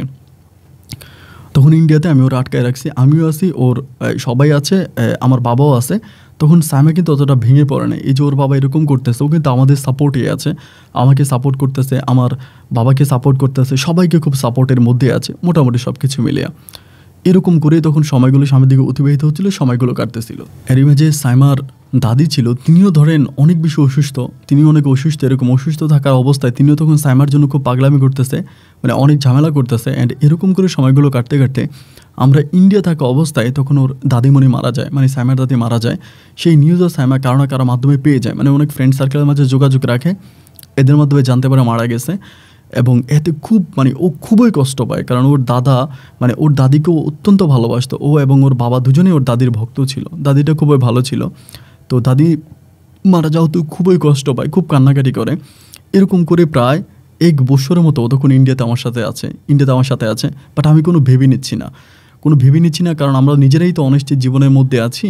তো এটা থেকে কী হয় না হয় এর মাঝে ভেবে নিব, বিষয়টা খুব খারাপ দেখায়। এরকম করে সময়গুলো কাটতে কাটতে একটা পর্যায়ে দেখা গেলো কি যে ওর এক দূর সম্পর্কের মামার সাথে সাইমা কেমনে যোগাযোগ করে, ফোনে কথাবার্তা বলে, কেমনে যোগাযোগ হয়, এবং যোগাযোগের মাধ্যমে ওর মামা তখন ওকে এই সিউরিটি দেয় যে ঠিক আছে তুই নিশ্চিত থাক, এটা কোনো ঝামেলা হবে না, আমি যেভাবেই পারি তোর আব্বাকে ম্যানেজ করে আমি সব কিছু ঠিক করবো। যদি সব কিছু ঠিক থাকে তাহলে তুই বাংলাদেশে আসবি তো, বা তুই তোর হাজব্যান্ডকে নিয়ে তোর বাবার কাছে যাবি তো, এই ধরনের কথাবার্তাগুলো বলতেছে। তো বলার পরে ওর মামাকে যখন এইসব জানাইলো, ওর মামা তখন আস্তে আস্তে করে ওর বাবার সাথে কথা বলতেছে, যেহেতু এক বাপের এক মেয়ে, যেহেতু এক বাপের এক মেয়ে, তাহলে তো ধরেন আর কোনো পরিকল্পনায় কোনো প্ল্যানিং নাই, তো এক বাপের এক মেয়ে যেহেতু মেয়েকে নিয়ে আসবে। মানে ওর বাবাও তখন আস্তে আস্তে ওর মামার পক্ষ নিল যে ঠিক আছে সমস্যা নাই, আমি এটাতে কোনো দ্বিমত পোষণ করবো না, ছেলে যতই গরিব হোক, যতই নিম্নবিত্তির হোক, আমি এটা মেনে নিব, ছেলেকে সহ, ছেলের বাবাকে সহ বলো আমাদের কাছে চলে আসতে, আমার যেহেতু একটাই মেয়ে, আমি এটা নিয়ে আর কোনো ঝামেলায় যেতে চাই না, বা যেমনি হোক এমনি হবে। এই কথা বলার পরে আমি তখন একইভাবে সাইমাকে নিয়ে তখন আমি সর্বপ্রথম সাইমাকে বাংলাদেশে পাঠাই, এবং ওকে বলি যে দেখো তুমি সব কিছু, তুমি যদি আমাদেরকে ধরাই দাও তাহলে আমরা ধরা খাবো, আর তুমি যদি আমাকে সেভ করো তাহলে আমরা সেভ হবো। এই বলে তখন আমরা ফার্স্ট সাইমাকে ঢাকায় পাঠাই। ঢাকায় পাঠানোর পরে সাইমা তখন ওর পরিবারে যায়, ওর আব্বু আম্মুর সাথে কথাবার্তা বলে, আমাদের নামে যত মামলা টামলা যাই কিছু ছিল এই সব কিছুই সাইমার আব্বু তখন উঠাই ফেলে, যত মামলা ছিল, ঝামেলা ছিল। অ্যান্ড একটা পর্যায়ে সাইমা আমাকে গ্রিন সিগন্যাল দিল যে সমস্যা নাই, তুমি দেশে চলে আসো, এবং তুমি দেশে চলে আসলে পরে সব কিছু ঠিক হয়ে যাবে, ঝামেলা নাই, তুমি চলে আসো। পরে সাইমা ওই বলার পরে আমি তখন দেশে চলে আসলাম। দেশে আসার পরেই, দেশে যখন আমি চলে আসি, ডিরেক্টলি চলে আসার পরেই তখন মোটামুটি সাইমার আব্বা আমার সাথে একটু ক্লোজ হয়ে গেল, আমার আব্বুর সাথেও মোটামুটি একটু ভালো হয়ে গেল। মানে আগে যে একটা শত্রুতা আমি ছিল বা এরকম কিছু ছিল, এটা কিন্তু এখন আর নাই, মোটামুটি অনেকটাই ক্লোজ হয়ে গেল। আমিও সাইমাদের বাসায় যাচ্ছি, সাইমা আমাদের বাসায় আসতেছে, তখন আমরা এই বাসায় থাকতেছি না, সাইমার আব্বুই তখন আমাদেরকে নতুন একটা বাড়ি ঠিক করে দেয়, যদিও ওটা ভাড়াই ছিল, মানে পুরোটা বিল্ডিং উনি আমাদেরকে দিয়ে দেয়। তো দেন আমরা তখন ওইখানে থাকতেছি, আমি, আমার বাবা, সাইমা তখন এখানে যাচ্ছে, তো সাইমার সাথে সাথে আমার তখন জিনিসগুলো চলতেছে। কিন্তু এখানে একটা বিষয় বলে রাখা ভালো, সাইমার বাবা কিন্তু কোনোভাবে তার কোনো ব্যবসা প্রতিষ্ঠানের আমাকে নিচ্ছে না, বা ব্যবসা প্রতিষ্ঠানের কোনো কিছুতে আমাকে জড়াচ্ছে না। আমার বাবা বারবার বলতেছে যে তুই তার বাবার ব্যবসার মধ্যে একটু হাত দে, বা ব্যবসাগুলো বোঝার ট্রাই কর। আমাকে কিন্তু ওইসব কোনো কিছুতে উনি জড়ায় না। মেয়ের জামাই হিসেবে আমাদেরকে মাসে টাকা দিত, বা সাইমাকে টাকা দিত, ওই সাইমা আমাদেরকে দিত, ওরকম করে চলতেছিলাম। কারণ তখন আমার আব্বার দোকানও বন্ধ হয়ে গেছে, দীর্ঘ 1 বছর ইন্ডিয়াতে থাকার পরে দোকানও পরিপূর্ণভাবে বন্ধ। এরকম করে তখন সময়গুলো কাটতেছে দুটো পরিবারের মাঝে। তখন মানে সন্দেহর পোষণ সব কিছু শেষ হওয়ার পরে সাইমার আম্মু কিন্তু মোটামুটি অত্যন্ত ভালো ছিল, আমার আব্বার সাথে বা আমার সাথে খুবই সম্পর্ক ভালো ছিল। বাট সাইমার আব্বা একটু ডিফারেন্ট ছিল আর কি, উনি খুব বেশি একটা কথা বলতেন না, উনি ওনার মতো করে একটা রাগ খুব উনি মনের ভিতর ধরে রাখছে। এরকম করে সময়গুলো কাটতে কাটতে আমার আব্বা তখন হঠাৎ করে একটা ব্যবসার আইডিয়া নিল, যেহেতু আমার আব্বার ওই ব্যবসাটা নষ্ট হয়ে গেল, আমার আব্বা নতুন করে একটা ব্যবসা ধরবে, এবং ওই ব্যবসার জন্য প্রায় 1 কোটি টাকার মতো হলে আমার আব্বা বিজনেসটা ওপেন করতে পারবে। এটা বিজনেসটা খুব নাম করে একটা ব্যবসা, ভালো। তো সাইমাকে তখন বললো যে তোমার আব্বার কারণে তো আমার ওই মোবাইলের ব্যবসাটা নষ্ট হয়ে গেল, এটা তো আমি পেলাম না, তুমি তোমার আব্বুকে বলো যে আমাকে অন্তত এই টাকাটা দেয়, এই টাকাটা দিলে আমি মোটামুটি ব্যবসাটা ওখানে দাঁড়া করাইতে পারবো। এখানে একটা বিষয় বলে রাখা ভালো, দিন যত সামনের দিকে যাচ্ছে সাইমার সাথে আমার ডিস্টেন্স মানে পার্থক্যটাও কিন্তু বেড়ে যাচ্ছে বলতে সাইমার আব্বা আম্মা তারা সাইমাকে অন্যভাবে বোঝানোর চেষ্টা করতেছে আমার কাছ থেকে নিয়ে যাওয়ার জন্য, এরকম একটা কিছু আমার কাছে যেটা ধারণা হলো আর কি, আমার নিজের কাছে যেটা মনে হলো। তো যাই হোক, এরকম করে সরানোর একটা চেষ্টা, একটা পরিকল্পনা তারা তখন করতেছে। তো যাই হোক, এরকম করে সময়গুলো কাটতে কাটতে আমার আব্বা যখন সাইমার আব্বাকে এটা বললো, বা সাইমার মাধ্যমে ওর আব্বার কাছে জানাইলো, সাইমার আব্বা তখন খুব রেগে গেল। হ্যাঁ, তাহলে তারা লুবি ফ্যামিলি, লুপ করে আমার মেয়ের বিয়ে করছে, এটা ওইটা বলে তখন সাইমার সাথে আমার আব্বার তখন এক ধরনের একটা কথা কাটাকাটি হলো, মানে ঝগড়া হয়ে গেল এক কথায়। ঝগড়া হওয়ার পর আমার আব্বা তখন আর এই সাইমার আব্বার ফ্ল্যাটে থাকবে না। আমার আব্বা তখন রাগ করে বেরিয়ে গেছে যে আমি এই ফ্ল্যাটে আর থাকবো না, আমি নিজে প্রয়োজনে রাস্তায় রিক্সা চালাবো, আমি রিক্সা চালিয়ে আমি ভাত খাবো, আমি তারপর ওর খাবার আমি খাবো না, ওই ঘরে আমি থাকবো না। আব্বা তখন খুবই মন খারাপ করে ওখান থেকে বেরিয়ে গেল। আব্বু বেরিয়ে যাওয়ার পরে আমিও তখন এই বাসা থাকতে পারতেছি না, আমিও তখন বেরিয়ে গেলাম। আমরা তখন আলাদা একটা ফ্ল্যাট ভাড়া করলাম, ওইখানে তখন থাকতেছি। এবার সাইমা খুব টেনশনে পড়ে গেল কি আমাদের পক্ষে আসবে না ওর বাবার সাথে থাকবে, মানে কীভাবে থাকবে তখন বুঝতে পারতেছিল না। ও তখন আমাদের মাঝেও থাকতেছে, ওর বাবার মাঝেও থাকতেছে। এরকম করতে করতে আমি একটা আভাস পেলাম আমার আব্বার মাধ্যমে, সাইমাকে তাবিজ তুমান বা ব্ল্যাক ম্যাজিক যা যা আছে এগুলো করে সাইমাকে চেঞ্জ করার পরিকল্পনা করতেছে। সাইমার পরিবার আগে পরে সাইমাকে চেঞ্জ করে ফেলবে, সাইমাকে নিয়ে যাবে, এমন একটা পরিকল্পনা তখন মানে ওর পরিবার করতেছে। এই জিনিসগুলো যখন বুঝতে পারার পরে আমার আব্বা তখন বলে যে সাইমাকে আর ওদের পরিবারে যেতে দিবি না, ওদের পরিবারে যাওয়ার প্রয়োজন নাই, ডিরেক্টলি ওদের পরিবারে যাওয়া বন্ধ করে দে। অ্যান্ড এভাবে সাইমা তখন ওদের পরিবারে যাতায়াত করা বন্ধ করে দিল, আমার সাথেই থাকতো। তা সাইমার আব্বা আম্মা একদিন আসছে আমাদের ফ্ল্যাটে, আসার পরে খুবভাবে আমার আব্বাকে গালাগালি করছে, আমাকে গালাগালি করছে, এবং গালাগালি করার এক পর্যায়ে সাইমাকে নিয়ে যাওয়ার জন্য চেষ্টা করছে। সাইমা তার আব্বার সাথে খুব দুর্ব্যবহার করছে, এতটাই দুর্ব্যবহার করেছে যেটা আসলে বলার মতো না। এবং সে ডিরেক্টলি তার বাবাকে বলে দিছে যে নেক্সট টাইম যদি তুমি আমাকে নিতে আসো বা আমাকেই বাসা থেকে নিয়ে যাওয়ার কোনো রকমের চেষ্টা করো তাহলে কিন্তু আমি তোমার নামে মামলা করব। আমি তোমাদের কাউকেই চাই না, আমি নীরব আছে, ওর বাবা আছে, আমি এদের সাথে থাকবো, আমি তোমার কাছে যাব না। মানে সাইমাও মনে মনে রাগ করছে যে ওর বাবা কেন এই সামান্য প্রায় 1 কোটি টাকার মতো এটা দিল না কেন। আমাদের তো কোটি টাকার ব্যবসা ছিল, ওইটা তো সাইমার আব্বার কারণেই নষ্ট হলো। তাহলে এই টাকাটা যদি আমাদেরকে দিত তাহলে তো আমাদের মোটামুটি বিজনেসটা গ্রো হইতো, আমার আব্বা মোটামুটি নিজে অনেক কিছু করতে পারতো। এই জিনিসটা তখন সাইমার মাথায় কাজ করে যে ওর বাবা কেন দিল না, এই জন্য রাগ করে ওদের বাবার সাথেও কথা বলে না, ও তখন আমাদের সাথে আসে। এরকম করে সময়গুলো কাটতে কাটতে আস্তে আস্তে করে সাইমার মা তখন আমাদের ফ্যামিলিতে আসতেছে, মা তো আমাদের বাসায় আসতেছে, বাসার নিচে দাঁড়ায় থাকতেছে, সাইমাকে নিয়ে যাওয়ার জন্য খুব বেশি চেষ্টা করতেছে। সাইমাও তখন আস্তে আস্তে করে আমাদের কাছ থেকে সরে যাওয়ার সরে যাওয়ার বলতে ওর আম্মার কাছে যাওয়া, ওর আম্মার সাথে থাকা, ওর আম্মার সাথে একটা সম্পর্ক তৈরি করার চেষ্টাও করতেছে। আমার আব্বা তখন বলতেছে যে কোনো সময় মেয়েটা তো চলে যাবে ওর বাবার কাছে, এবং মেয়েটা যদি ওর বাবার কাছে চলে যায় তাহলে তো আমরা সব কিছুই হারাবো, মেয়েটা ওর বাবার কাছে চলে যাবে এবং যাওয়ার পরে উল্টা আমাদের নামে দিবে মামলা। এই মেয়ের জন্য তো আমাদের ব্যবসা বাণিজ্য লাটে উঠলো, আমাদের যা কিছু ছিল আমাদের সব কিছুই শেষ। তুই একটা কাজ কর, এই মেয়ের কাছ থেকে স্টাম্পে কয়েকটা সিগনেচার নিয়ে রাখ। আমার আব্বা আমাকে বলতেছে স্টাম্পে কয়েকটা সিগনেচার নিয়ে রাখ, যদি ও এখান থেকে চলে যায়, মেয়েটা যদি এই জায়গা থেকে চলেও যায়, যাতে আমাদের নামে কোনো ঝামেলা করতে না পারে, এই জন্য ব্ল্যাঙ্ক স্টেমে তার অনেকগুলো সিগনেচার এগুলো নিয়ে রাখ। এই বলে আব্বা উকিলের মাধ্যমে কিছু পেপারস রেডি করে ওইগুলো থেকে সাইমার কাছ থেকে সিগনেচার নেওয়ার জন্য। তো সাইমার কাছ থেকে যখন সিগনেচার নেওয়ার জন্য চেষ্টা করি, আমার আব্বা আমাকে পেপারসগুলো দেয়, ওইগুলোতে আমি তখন সাইমাকে বলি যে তুমি এগুলোতে সিগনেচার করে দাও এমনভাবে। তখন সাইমার মনেও এক ধরনের সন্দেহ ঢুকে যায় যে কী ব্যাপার, আমার আব্বা একবার ওর আব্বার কাছে টাকা চাইছে, এখন আবার ও তো আমাদের পক্ষেই আছে, আমাদের সাথেই আছে, তারপরে ওর কাছ থেকে সিগনেচার নেওয়ার জন্য আমরা স্ট্যাম্প রেডি করতেছি, পেপার রেডি করতেছি, ওকে সিগনেচার দেওয়ার জন্য প্রেশার ক্রিয়েট করতেছি। শিক্ষিত মেয়ে তো, ওর মাথায় তখন বিষয়গুলো অন্যভাবে ক্যাচ করে বসে, ঢুকে যায়। এবং ঢুকে যাওয়ার পরে আমার যখনও সিগনেচারও করে না, তখন আমার আব্বা আমাকে ডিরেক্টলি আমার ব্রেনকে আমার আব্বা এমনভাবে ওয়াশ করায় যে দেখ এখন কিন্তু অবস্থা খুব খারাপ হবে, এই মেয়ে কিন্তু তার বাপ মায়ের পক্ষে চলে যাবে এবং চলে যাওয়ার পরে আমাদের নামে মামলা দিবে, আমাদের কিন্তু আর পায়ের নিচে মাটিও থাকবে না, তুই আর আমাকে না খেয়ে মরতে হবে, আমাদের বাঁচার কোনো অস্তিত্ব নাই, তুই যেভাবেই পারিস এই মেয়ের কাছ থেকে সিগনেচার নেওয়ার চেষ্টা কর। এখন ওর গায়ে হাত তোলা ছাড়া, ওকে মারা ছাড়া তো আর সিগনেচার নেওয়া যাবে না। আর ও যে টিপসই দিলেও তো কোনো লাভ হবে না, কারণ ও তো সিগনেচার জানে, অ্যাডাল্ট শিক্ষিত একটা মেয়ে, ওর টিপসই তো কোনো কাজ হবে না। এখন সিগনেচার নিতে আমি কোনোভাবেই ওর কাছ থেকে পারতেছি না। আমার আব্বা একটা সময় বলে তাকে তুই নেশা করাইতে শুরু কর, এবং নেশা যদি করাইতে পারিস, নেশাগ্রস্ত হয়ে যাওয়ার পরে তখন কোথায় সিগনেচার করবে না করবে ওইসব মাথায় ঠিক থাকবে না, তুই তাকে নেশা করা। এবং আমি তখন আমার বাবার কথা মতো ওকে নেশা করানোর জন্য চেষ্টা করতেছি, বিভিন্ন ধরনের ওকে বলি যে তুমি এটা খাও ওইটা খাও, নেশা করানোর ট্রাই করে দিয়েছি। ও তখন নেশা করে না, ওরে আমি চেষ্টা করি, তখন নেশা করে না। এখানে আরেকটা বিষয় বলে রাখি, এই যে ওর মা এসে জ্বালাইতো, ওর মা ডিস্টার্ব করতো, আমাদেরকে বিরক্ত করতো, যার জন্য আমরা এই বিল্ডিংটা ছেড়ে দিই, ওই বাসাটা ছেড়ে আমরা নতুন একটা বাসা নেই, ওইটার মধ্যে ওর মা আবার যেতে পারে না, বা ওইটার ঠিকানা কিন্তু ওর মা জানে না। আর ওর বাবা কিন্তু ডিরেক্টলি ওই ঘটনার পরে সাইমার কথা আর বলেই না, বা সাইমার সাথে কোনো সম্পর্ক রাখতে রাজি না ওর বাবা, যেহেতু নাকি এরকম করে অপমান করছে বা জুতা দিয়ে মারতে গেছে সাইমা, এই জন্য সাইমার বাবার সাথে বাবা সাইমার সাথে কোনো সম্পর্ক রাখতে রাজি নেই। কিন্তু মা পাগলামি করতেছে, আমাদের বাসার নিচে আসতেছে, ওকে নিয়ে যাওয়ার জন্য ট্রাই করতেছে। এই জন্য ধরেন আমরা বাসাটা চেঞ্জ করে ফেলি।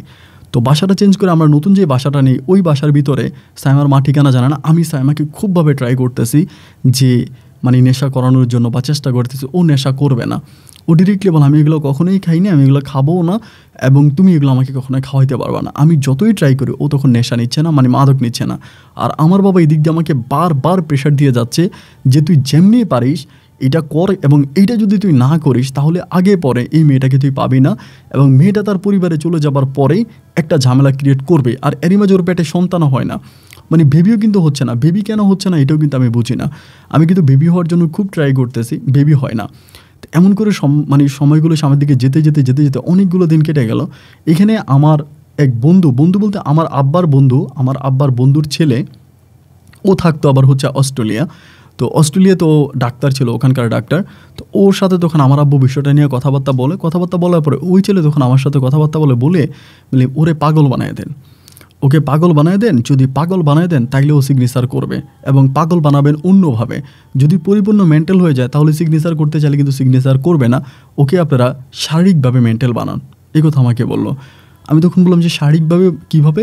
ও বললে যে ওর ভিতরে ও আমাকে যেটা বললো, আমার ওই অস্ট্রেলিয়ান ডাক্তার বন্ধু বললো যে এক ধরনের একটা ইঞ্জেকশন আছে, ওই ইঞ্জেকশনটা যখন তার ভিতরে ফোর্স করা হবে তখন সে যৌবিক চাহিদার জন্য, মানে শারীরিক সম্পর্ক করার জন্য প্রচুর এক্সাইটেড হয়ে যাবে, পাগল হয়ে যাবে, তখন তার ব্রেন কাজ করবে না।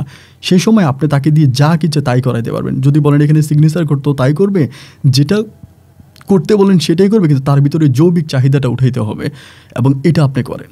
এটা আমাকে বললো। আমি তখন বললাম কীভাবে করাবো? তিনি আমাকে বলে যে বেবি তো হচ্ছে না, সে তো আর ডাক্তার না, সে মাত্র ইন্টারমিডিয়েট পাস করছে, এত কিছু বুঝে না। বলবেন বেবি হয় না, তার ভিতরে একটা রোগ আছে, সেই রোগের জন্য ইঞ্জেকশন দিতে হবে। এই কথা বলে রাতের মধ্যে ইঞ্জেকশনটা দিবেন আপনি? প্রয়োজন আমি কি ইঞ্জেকশনটা দিব? দেওয়ার পর আমি চলে আসবো, এরপরে আধা ঘন্টা 1 ঘন্টা পরে তার যে অবস্থা হবে ওই অবস্থার মধ্যে আপনি চিকিৎসা নিতে পারবেন। এই কথা বলার পরে আমি আমার ওই বন্ধুর প্রস্তাবে রাজি হলাম, ওকে একদিন আমাদের বাসায় নিয়ে গেলাম, এবং বাসায় নিয়ে যাওয়ার পরে আমি তখন আমার ওই বন্ধুকে দিয়ে ওর হাতে ইঞ্জেকশন পুশ করালাম, মানে এই বাচ্চা হবার যে ইয়ের জন্য। ওকে বললাম যে তোমার বেবি হবে, তোমার রোগ আছে, ইঞ্জেকশন দিতে হবে, এটা বলে ইঞ্জেকশন দিলাম। ইঞ্জেকশন দেওয়ার কিছুক্ষণ পরেই ও তখন মানে খুব বেশি এক্সাইটেড হয়ে গেছে, মানে ওই ধরনের সম্পর্কের জন্য। আমি তখন ওখানে বলি যে তুমি এটা সিগনেচার করো, তাহলে আমি তোমার সাথে সব কিছু করবো, নাহলে কিন্তু তুমি আমার পাবা না। অ্যান্ড এরকম প্রায় আধা ঘন্টা 40 মিনিটের মতো আমার সাথে দস্তাদস্তি করে একটা পর্যায়ে তখন সেন্সলেস হয়ে যায়। এবং সেন্সলেস যখন হয়ে যায়, অজ্ঞান হয়ে যায়, জ্ঞান যখন ওর ফিরে, ও তখন মোটামুটিভাবে খুব অসুস্থ হয়ে যায়। তখন ও তো মোটামুটি অতটা বোকা মেয়ে না, ও তখন বুঝে যায় যে ওকে আমি ইঞ্জেকশনের মাধ্যমে কিছু একটা দিছি যেটার জন্য ও এরকম করছে। তখন এইভাবেই 2-3 দিন পরে ওকে পুনরায় যখন আবারও ইঞ্জেকশন দিতে যায়, ও তখন আর ইঞ্জেকশন দেবে না। ও তখন মানসিকভাবে অনেকটা মানে বিক্রিয়া যায়। ও তখন বুঝতে পারে, কিছুটা ও বুঝতে পারে সামথিং যে রং এখানে, আমরা ওকে দিয়ে প্রেশার ক্রিয়েট করাইতেছি, বা এই যে আমরা ওকে দেখলে ও তখন বুঝতে পারে। একদিন আমার আব্বুও বাসায় নেই, আমি তখন ঘুমাচ্ছিলাম, দুপুরবেলাও তখন হঠাৎ করে বাসা থেকে বেরিয়ে যায়, এবং বাসা থেকে বেরিয়ে কোথায় চলে যায় ওইটা জানি না, মানে ওর কোনো সন্তান আমরা পাই না। ওর যখন বাসা থেকে বেরিয়ে যায়, আমরা তখন বাসা থেকে পালাই যায় ওই বাসা থেকে, কারণ ও যদি ওর বাবার কাছে বাসার লোকেশান বলে দেয় তাহলে তো আমাদেরকে এই লোকেশানে এসে আমাদেরকে অ্যাটাক করবে। এই জন্য আমরা তখন ওই লোকেশানটা ছেড়ে দিই। এবং সেই লোকেশানটা ছেড়ে দেওয়ার পরে 2-1 দিন পরে আমি জানতে পারি, ইনফরমেশন নিয়ে জানতে পারি যে সাইমা ওর বাবার কাছে চলে গেছে, ওদের ফ্যামিলিতে চলে গেছে। এবং ফ্যামিলিতে চলে যাওয়ার পর ওকে হসপিটালে ভর্তি করানো হচ্ছে, হসপিটালে আছে, মোটামুটি ফ্যামিলির সাথেও অ্যাডজাস্ট হয়ে গেছে, ভালো হয়ে গেছে। তখন আমার বাবা আমার গালাগালি করতেছে যে তোরে আমি বলছি প্রেশার ক্রিয়েট কর, তুই এটা কর, তুই ওইটা কর, তুই করলি না, কেন করলি না, মানে খুবভাবে আমার আব্বা আমার সাথে খারাপ ব্যবহার করে। এবং এত পরিমাণে দুর্ব্যবহার আমার বাবা আমার সাথে করে, যেটা আমি মানে স্বাভাবিকভাবে মেনে নিতে পারতেছিলাম না। আর এভাবে সাইমার সাথে আমার যোগাযোগ টোটালি অফ হয়ে যায়, আমি ওর সাথে কোনো যোগাযোগ করতে পারি না। ওর ফ্যামিলির মানুষগুলো ওকে টোটালি সেফ দিয়ে দেয়, ওকে সেভ করে ফেলে। আমি ওর সাথে কথাও বলতে পারি না, যোগাযোগও করতে পারি না। ওর কাছ থেকে পরিপূর্ণভাবে আমি যেন এক অন্যরকম মানুষে রূপান্তরিত হয়ে গেলাম। ও আমার সাথে কোনো কন্ট্রাক্ট রাখতেছে না, ও নিজেও আমাকে ফোন করে না, এবং আমি যে ওকে ফোন করবো এরকম কোনো মাধ্যমও পাই না। ওর ফ্যামিলিতে আমি যেতে পারি না। মানে আমার অবস্থা তখন খুব নাজেহাল হয়ে গেল, খুব খারাপ অবস্থার মধ্যে পৌঁছে গেলাম, খুব খারাপ অবস্থার মধ্যে চলে গেলাম। অ্যান্ড এইভাবে সময়গুলো কাটতে কাটতে একটা পর্যায়ে দেখা গেল, মানে আমরা কিন্তু ইন্ডিয়াতে বিয়ে করি, বাট আমাদের বিয়ের কিন্তু ওইরকম কোনো ডকুমেন্ট নাই, মানে কোনো স্টাম্প করা বা সরকারি যেরকম ওরকমভাবে বিয়ে হয় না। আমরা জাস্ট ইন্ডিয়াতে একটা হুজুরের মাধ্যমে কলমা পড়ি, অতটুকুই। সো তার সাথে আমার কিন্তু ওরকম কোনো মানে কাবিনের ব্যাপার নাই যে কাবিন নিয়ে তার সামনে যাওয়া বা এরকম কোনো কিছুও কিন্তু না। এবার বাবা আমার সাথে খারাপ ব্যবহার করতেছে, প্রতিদিন খারাপ ব্যবহার করে, এবং এরকম করতে করতে বাবা আমার নেশা করতে শুরু করছে, মানে প্রচুর নেশা করতেছে। সাইমার কাছে আমাকে যেতে দেয় না, সাইমার সাথে আমার সম্পর্ক খুব একটা ভালো না। এরকমভাবে খারাপ সম্পর্কের মধ্যে যেতে যেতে একটা পর্যায়ে আমার আব্বার এক বন্ধু আছে, কায়ুম কাকা আবার খুব ঘনিষ্ঠ একজন বন্ধু, ওনার বাড়ি হচ্ছে নড়াইলি। তো কায়ুম কাকার কাছে আমি একদিন দুঃখ প্রকাশ করলাম যে আমার আব্বা তখন প্রচুর নেশা করতো, আমাকে গালাগালি করতো, আমার গায়ে হাত তুলতো। কায়ুম কাকারে বললাম যে কাকা দেখেন আমার আব্বা এরকমটা কেন করতেছে, আমার তো কোনো অপরাধ নাই। এখন সাইমা যদি চেঞ্জ হয়ে যায়, সাইমা যদি পরিবর্তন হয়ে যায়, এটা কি আমার দোষটা কি? আমার কায়ুম কাকা তখন আমাকে বলে তুই পড়াশোনা করছিস না? আমি বললাম যে জি। বলে ইন্টার তো পাস করছিস? আমি বলি জি। বলে একটা ভালো চাকরি নিয়ে তোর আব্বার কাছ থেকে সরে চলে যা, তোর আব্বা মানুষ ভালো না। এই কথা আমাকে তিনি বলতেছে, মানে কাইম কাকা বলতেছে। আমি তখন বললাম যে কাকা আপনি এটা কী বলেন যে আমার আব্বা মানুষ ভালো না? কেন, আমার আব্বা এমন কী কাজ করছে যার জন্য আপনি আমার আব্বাকে বলতেছেন আব্বা মানুষ ভালো না? তিনি আমাকে বলল তোর আব্বা খুবই ডেয়ারিং একজন পার্সন। আমি বললাম মানি? পরে বলে হ্যাঁ খুবই ডেয়ারিং একটা পার্সন। তোর সাথে যে তোর বউর সাথে কী হয়েছে আমি সব কিছু জানি। জানার পর আমি আর তোর আব্বার সাপোর্ট দিতে পারলাম না। তোর আব্বাকে সাপোর্ট দিলে আমাকে আল্লাহ কখনো মাফ করবে না, যার জন্য আজকে তোকে আমি এই কথাগুলো বলতে বাধ্য হচ্ছি, তুই তোর বাবাকে ছেড়ে দে। আমি তখন বললাম মানি আপনি আমাকে এগুলো কেন বলতেছেন, কি বলতেছেন? উনি বলে তোর বাবা তোকে বলছে না যে এরকম এরকম ব্যবসা প্রতিষ্ঠান তোর বাবার, এগুলো সেগুলো সব বলছে না? আমি বলে যে তোর আব্বার সাথে এই সাইমা হকের বাবার হচ্ছে তোর বিজনেস সম্পর্ক 50% শেয়ারে ছিল সাইমার বাবা, এগুলো বলছেন? আমি বলে জি। আমাকে ওই কাকা তখন বলতেছে এটা পরিপূর্ণ মিথ্যা কথা, এগুলো সম্পূর্ণ মিথ্যা কথা, এগুলো কোনোটাই সত্য না। এবং তুই আজ শুনলে এটা অবাক হয়ে যাবে যে তোর মা যে মারা গেছে তোর বাবার কারণে মারা গেছে। তোর বাবার কারণে ডিরেক্টলি তোর বাবাকে, তোর মাকে তোর বাবাই মেরে ফেলছে। তোর বাবা তোকে কেন গ্রামে নিয়ে যায় না জানিস? কারণ গ্রামে নিয়ে গেলে তোর বাবা জেল খাটবে। তোর বাবার নামে এখনও মামলা চলতেছে। তোর মাকে তোর বাবা বিয়ে করার পরে তুই দুনিয়াতে আসার পরে তোর বাবা প্রচণ্ড রকমের নেশা করতো। তোর আরও 2 জন কাকা আছে, তারাও থাকে। তোর বাবার অরিজিনাল বাড়ি হচ্ছে নোয়াখালীতে। নোয়াখালীতে তোর বাবার অরিজিনাল বাড়ি, এবং সেখানে তোর আরও 2 জন কাকাও আছে, ওই কাকারাও এখনও আছে, এবং তোর এখনও স্টিল তোর দাদি এখনও বেঁচে আছে। তোর দাদি এখনও মরে নাই। তোর দাদি আছে, তোর দাদা মারা গেছে। তোর বাবাকে যখন বিয়ে করানো হয় তোর মাকে বিয়ে করার পরে তোর বাবা প্রচুর নেশা করতো, এত পরিমাণে নেশা করতো, নেশা ছাড়া তোর বাবা কিছু বুঝতো না। তোর মা কোনোভাবেই তোর বাবাকে নেশা থেকে সরাইতে পারতেছিল না। নেশার টাকার জন্য তোর মাকে প্রেশার দিত যাতে বাপের বাড়ি থেকে টাকা আনে। 1 দিন 2 দিন 3 দিন এরকম করে টাকা আনতে যখন পারতেছিল না, একটা সময় তোর আব্বা তোর মাকে নেশার তাড়নায়, নেশা করতে না পারে তোর মাকে রাতের বেলায় পিটে নিজে মেরে ফেলে, একদম রাতের মধ্যে মানে মেরে ফেলে ডাইরেক্ট। এরকমভাবে মারে যে সে তোর মা মারাই যায়। এবং তোর মা মারা যাবার পরে তখন তোর মোটামুটি বয়স ওই সময় প্রায় 2-2.5 বছরের মতো হবে তোর বয়স। তোর আব্বা তখন এইখান থেকে পালায় তখন চলে আসে কোথায়? ঢাকাতে।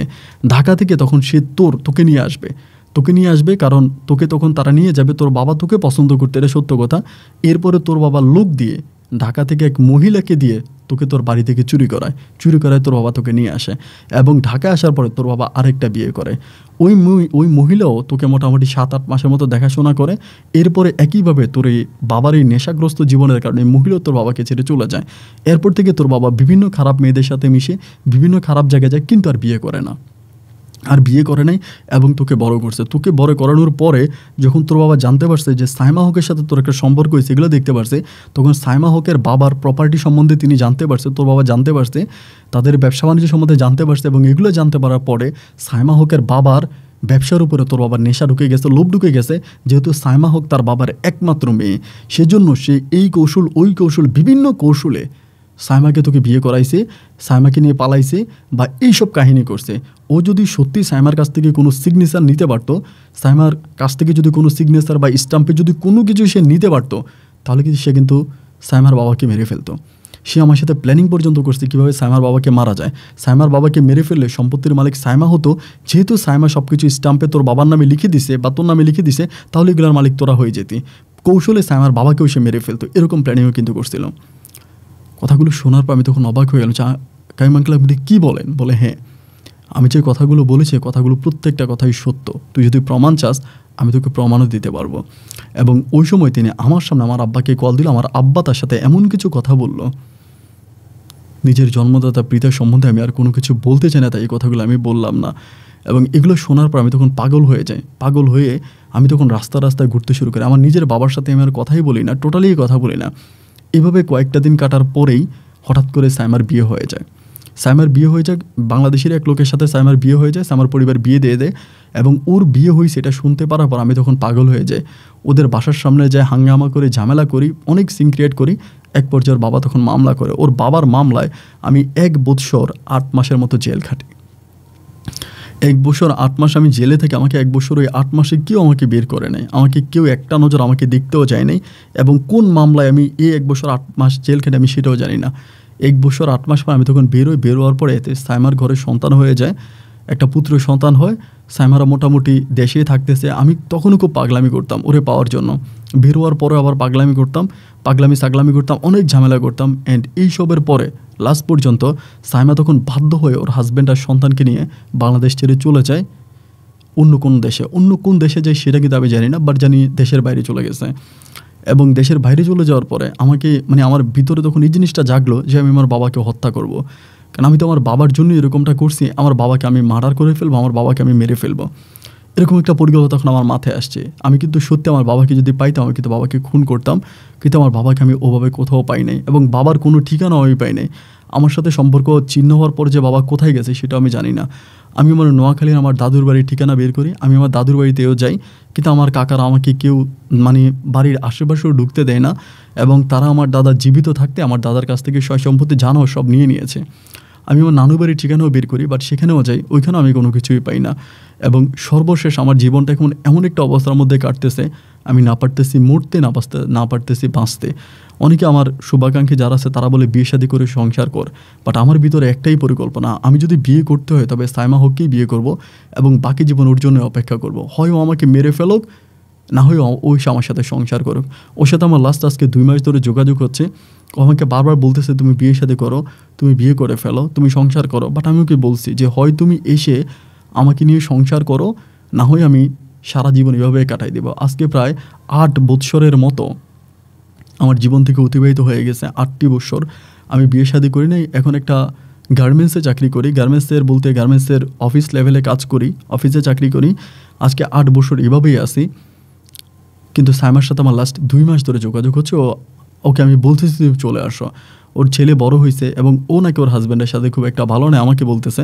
তাই আমি বললাম যে তুমি চলে আসো, যা হবার তা হয়েছে, আমার কাছে চলে আসো।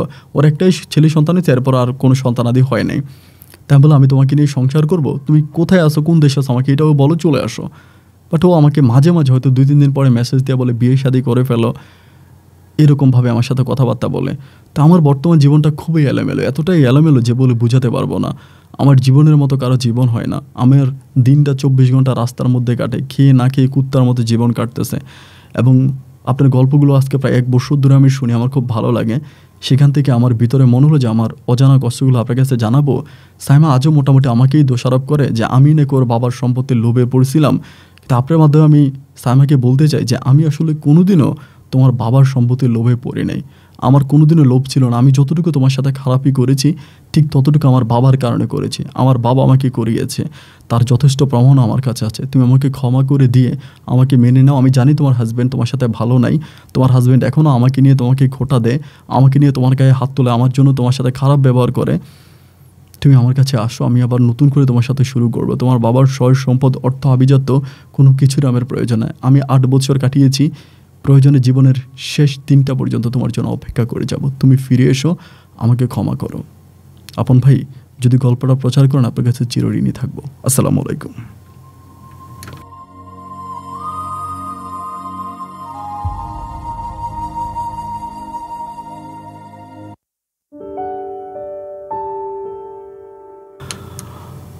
আমার কাছে মনে হলো আমি একটা সিনেমা দেখে আসলাম, যেটা সত্যি মনে হলো আর কি। আজকের এই গল্পটা যেন একটা সিনেমা দেখে আসলাম, একটা সিনেমার রিয়েল কাহিনী আমার কাছে মনে হলো। তো যাই হোক, নীরব ভাইয়ের জন্য সত্যি মন অনেক খারাপ লাগছে।